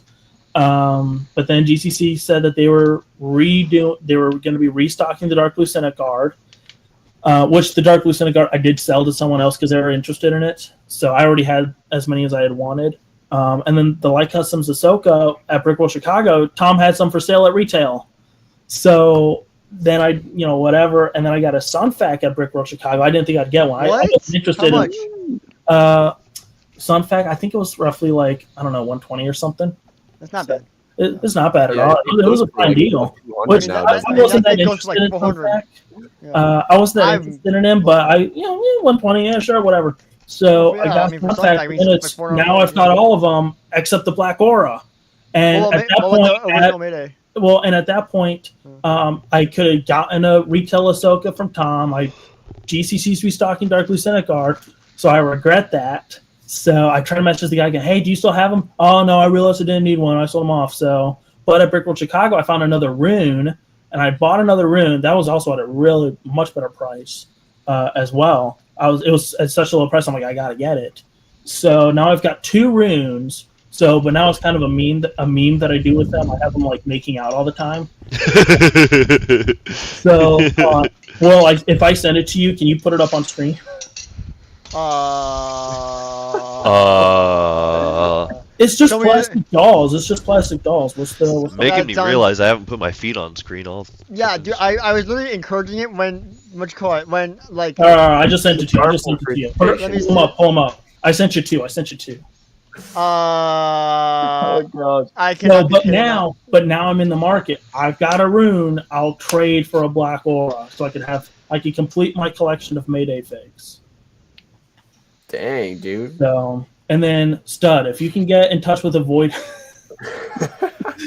Oh my gosh. And then I've got pull up the other one that I sent you. That will cost you. That cat and yikes. Masamida. Yeah. Okay. So which I that's picked enough up of that. but now I'm in the market. I will trade one of my gay runes for a Black Aura. And then Stud, I just need a Sunfax collar piece from a Voidberg. So if you know, I can probably hook you up. if you know I can in connect you. a Voidberg, I know at least one of Voidberg. all right. So I can complete the little collection. Sweet. If anyone's got a Black Aura in the chat, I'm having such FOMO right now. It's not even What? FOMO. It's What? just Mo because there don't are have so a many game valuable figures that I've just been like, oh, it's okay. My friends have them. It's cool. Like I've seen it. I don't really collect customs, Gio, and now you I'm might over have here one? like. Gio, you got a Black Aura for a rune? A gay rune? How about this? Value. How many runes out there are gay? Or like, How about if someone gets you oh, a you have black an extra? aura? Hit me up, Gio. Hit me up. PTC. Hold up. What if someone gets you a black aura, but instead you have to give them 1 free figure for life? One Like, free. I can do a free figure. I can do a free figure. Free figure of every figure released for life. No, no. The only people there's only 3 people on this earth who get 1 free figure of every single figure I make ever. Me and my 2 investors. Who are your 2 investors? I ain't stealing that. How much does it cost to invest? So. How He's much trying to does it get in cost- on this. Yeah, and I was How like, much yeah. does it cost to invest in the PTC empire? No, Name your no. price, What's the Will. stock- No, I just play too much. No, What's the stock it's price? like my parents. You know, it's like, Uh, oh, what cool things you have. Right. No, so Yeah. No, that reminds me. here you go. Here's a figure, and they say, hold oh, on, like hold this on. is so Speculation. Is PTC going public on the stock market? Dude, even Lego isn't public on the stock market. cool. So Yeah, This is so unrelated, but like South Park was successful, and then they came out with the South Park movie, and all of the executive producers on the South Park movie are just Matt Stone and Trey Parker's family, because Matt Stone and Trey Parker probably went to their family members and they're like, "Hey, you want to make some money? Like, we don't even have to contact Steven Spielberg for this. Like, just throw in a couple $100 and you get twice your money back." And so that's how it goes with small projects like this. You can kind of contact the Right. people that trust you and know you well, AKA and be mom like, and "Hey, dad. I will guarantee a return on this." Mm. All right. What was well, that even? Gio, was that even English? I don't know who Nissa is, and Rai's got his own Nissa? show now. The Rai's just crazy. Yeah, start calling me. Where's the feet pick, bro? Oh wait. I think already he's did the saying feat. Rise is dropping. I don't know Yeah, what good figure job. that would be, but he's dropping a figure tomorrow. Oh, Get him on the show. that was the OC figure that he did for Let me it check. Downfall Empire, whatever it was. Let me check real quick. Would Those it be are on his on- Instagram? Yeah, Admiral Nice. Yep. And then it launches, today at noon. Well, my noon.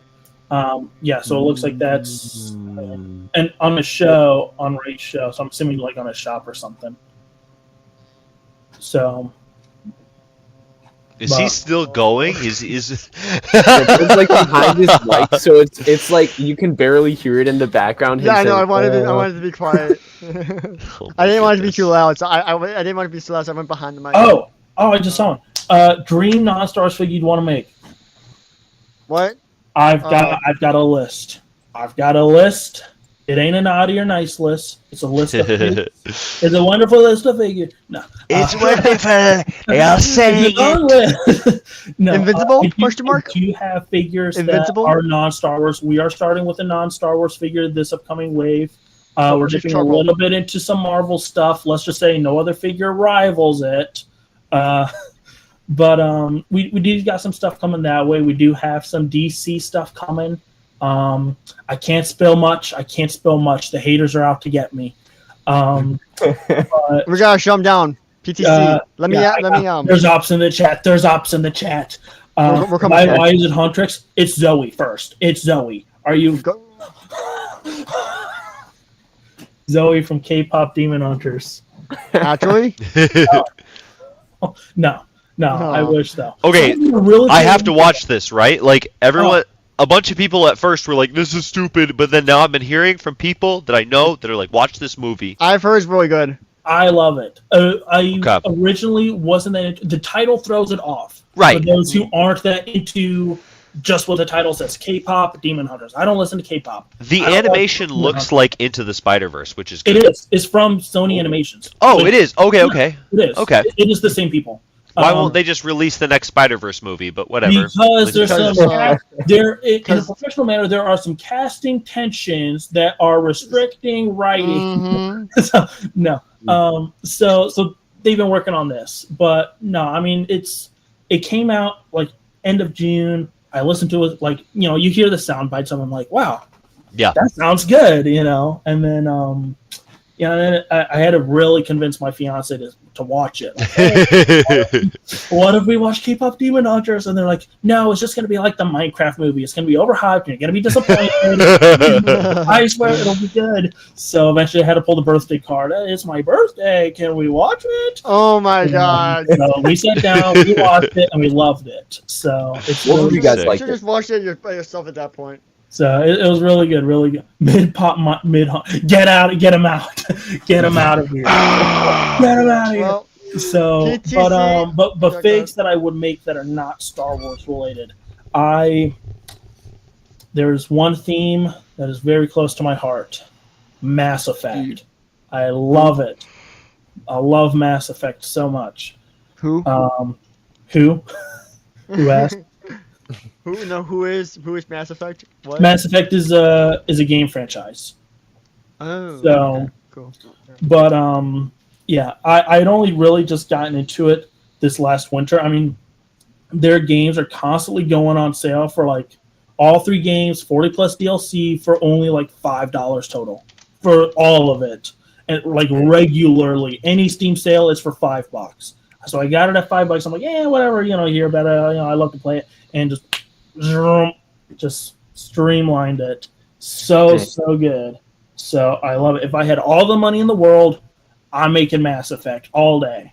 But so it's I said a lot of people that I've talked to haven't really played it all that much. So it's but I'm in it to make cool stuff and stuff I want to make. So if it makes money, it makes money. If it doesn't make money, it doesn't make money. But I still made it.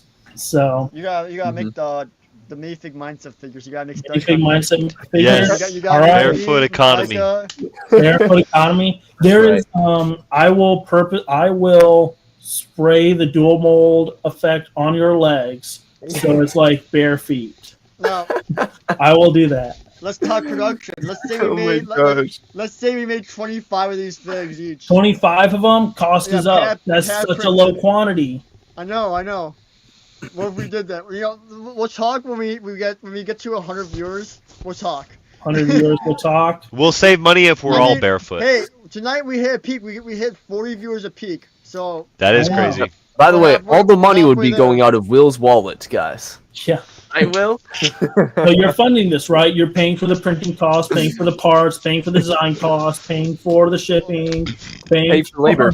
paying for all paying all the printing. I know. You should make episode 1 post before GCC. Actually, here's my weekly pickups. I can't say nothing. Oh, that's The cool. haters are out there. But let's just say there's plenty of more episode 1 stuff. GCC's been teasing Palps for a while. Boss Orbital's Mass. teased. Boss Mass. Well, they were Orbital's also teasing Palps Jason for a and Helmet. while. And originally kind of waited to see what they do. Doesn't look like they're doing nothing. So Sleepy GCC. we've got, let me count how many, because me and Brick Daddy are kind of looking at things, doing kind of like episodes as waves, kind of. So we're kind of teasing wave, episode 1 a little bit. So we've got him,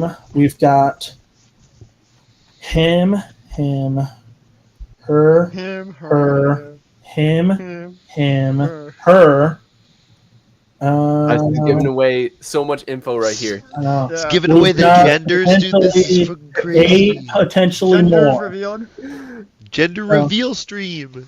GCC House never happening.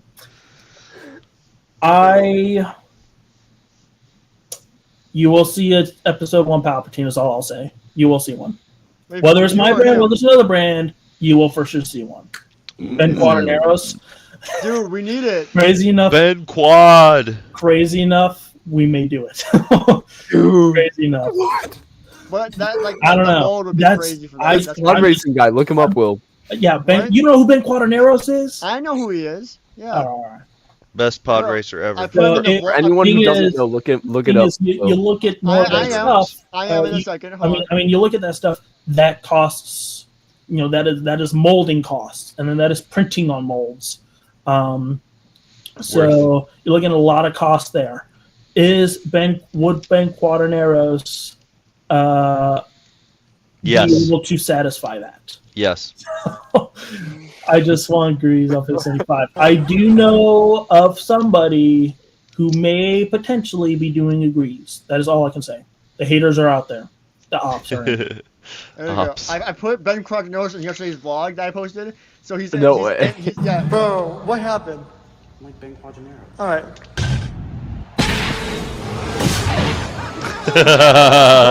That's When he's funny. like- when his ship exploded, I'm like, what happened, bro? He's like, I put. Nah, I'm not saying that out loud. Venator is Bro, funny. what happened? Like Ben Quadraneros. He's the best Alright. potter on this side of the moisture plant. Ben Quaterneros had I listened to audiobooks. And he was in this one. It was like Master and Apprentice, or it was with Obi-Wan and young Anakin. It was an Audible original, but I listened to audiobooks, and he was Yeah. in the books. So it was really cool to see that. Damn, Yeah, someone that's a said deep I cut. peaked Bagos price for Ben. Custom the pod racer announcer. These are great ideas. I don't know why y'all don't utilize my pod character racer. suggestions chat in my Discord. That's Because, great. because Yeah. Yeah, gotta plug the because, Discord. because the viewers of Minifig Mindset really do care. They really do. They're Because passionate people. the announcer is a cool idea. Ben Quaterneros is a cool idea. Yeah, Y'all but gotta it's be just the you gotta be skill suggesting molding these is in pretty- professional forums. Well, we can take a look at them. I'll never say least- no to something. I'll never outright say no. I Um, will, I'll always consider everything, unless it is, of Wait. course, completely, unless it were to completely destroy the brand. I got one. I will say- Hitler. No. That one, How is he the one to say that, not me? Yeah, what the heck? that one I will say no for. Okay. I gotta I say think it, that guys. will destroy the brand. Stalin. It only costed you your reputation, Will. Mussolini. I will say, who is Giovanni. who is that one guy though? What? Hans from Inglourious, from the movie from Quentin Tarantino. Hans Inglourious. Landa. Yeah, Hans Landa. That is more of a pop culture figure. Yep. So that I He's think not could have real. a little bit of leeway. But And the again, dual-sided face will have the thing on his forehead. So I mean, I'm not saying that I would ever make one, but I'm saying if that were to ever become a figure, whether my brand or another brand, again, not saying that I'm doing them, that would, I think, again, that kind of comes into the more of the military stuff where it's like so many colors that would have to be like a UV thing. Oh yeah, and do then, of Charlie course, you Chaplin know- from The Dictator. right? And of course, yeah. And of course, you are really again treading that line of what's okay, what's not okay. Kind of thing. Hey, 'Cause you're not Lego. Yeah. He There made are no brands out promises. there. There are brands out there that do make German military aware, figures, That's true. and they do. There is an audience for them. So Well, I just feel like it's not really my audience. Cat guy, I'd love to. Yeah. Well, anyways, unfortunately, I think we do have to wrap it up here. It's getting kind of late. So we're going to wrap it up for this episode of Minifig Mindset. Next week, guys, we will talk about Pirates of the Caribbean ship and the, what's it called, the Trekkie ship. I don't even know what it's called. The Enterprise? Yeah, the Treks. Yeah.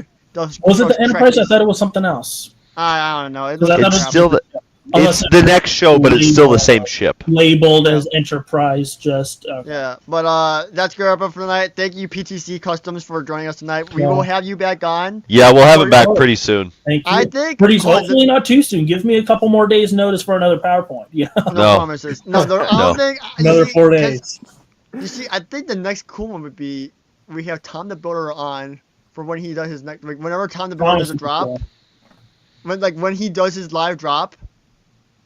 We have Tom the Builder on, and then he drops it live on our podcast. We're gonna have Wouldn't that be kind Chief of Chirpa versus Colonel Gascon. Oh my gosh. yes. That's PTC crazy. versus Tyler. That'd be crazy. So I mean, it's I'm always available. Just let me know whatever you guys want to do. So thank you so much for having me. Well, we will. We just gotta make it have purpose, So yeah, and I mean, if y'all are ever talking about figures, I wanna. Now hopefully you guys have a little bit more knowledge of what it takes to kind of make a minifigure and stuff. Knowledge. Right. So, but if there's ever, oh wow, Lego just released this set. We just got a first look at figures.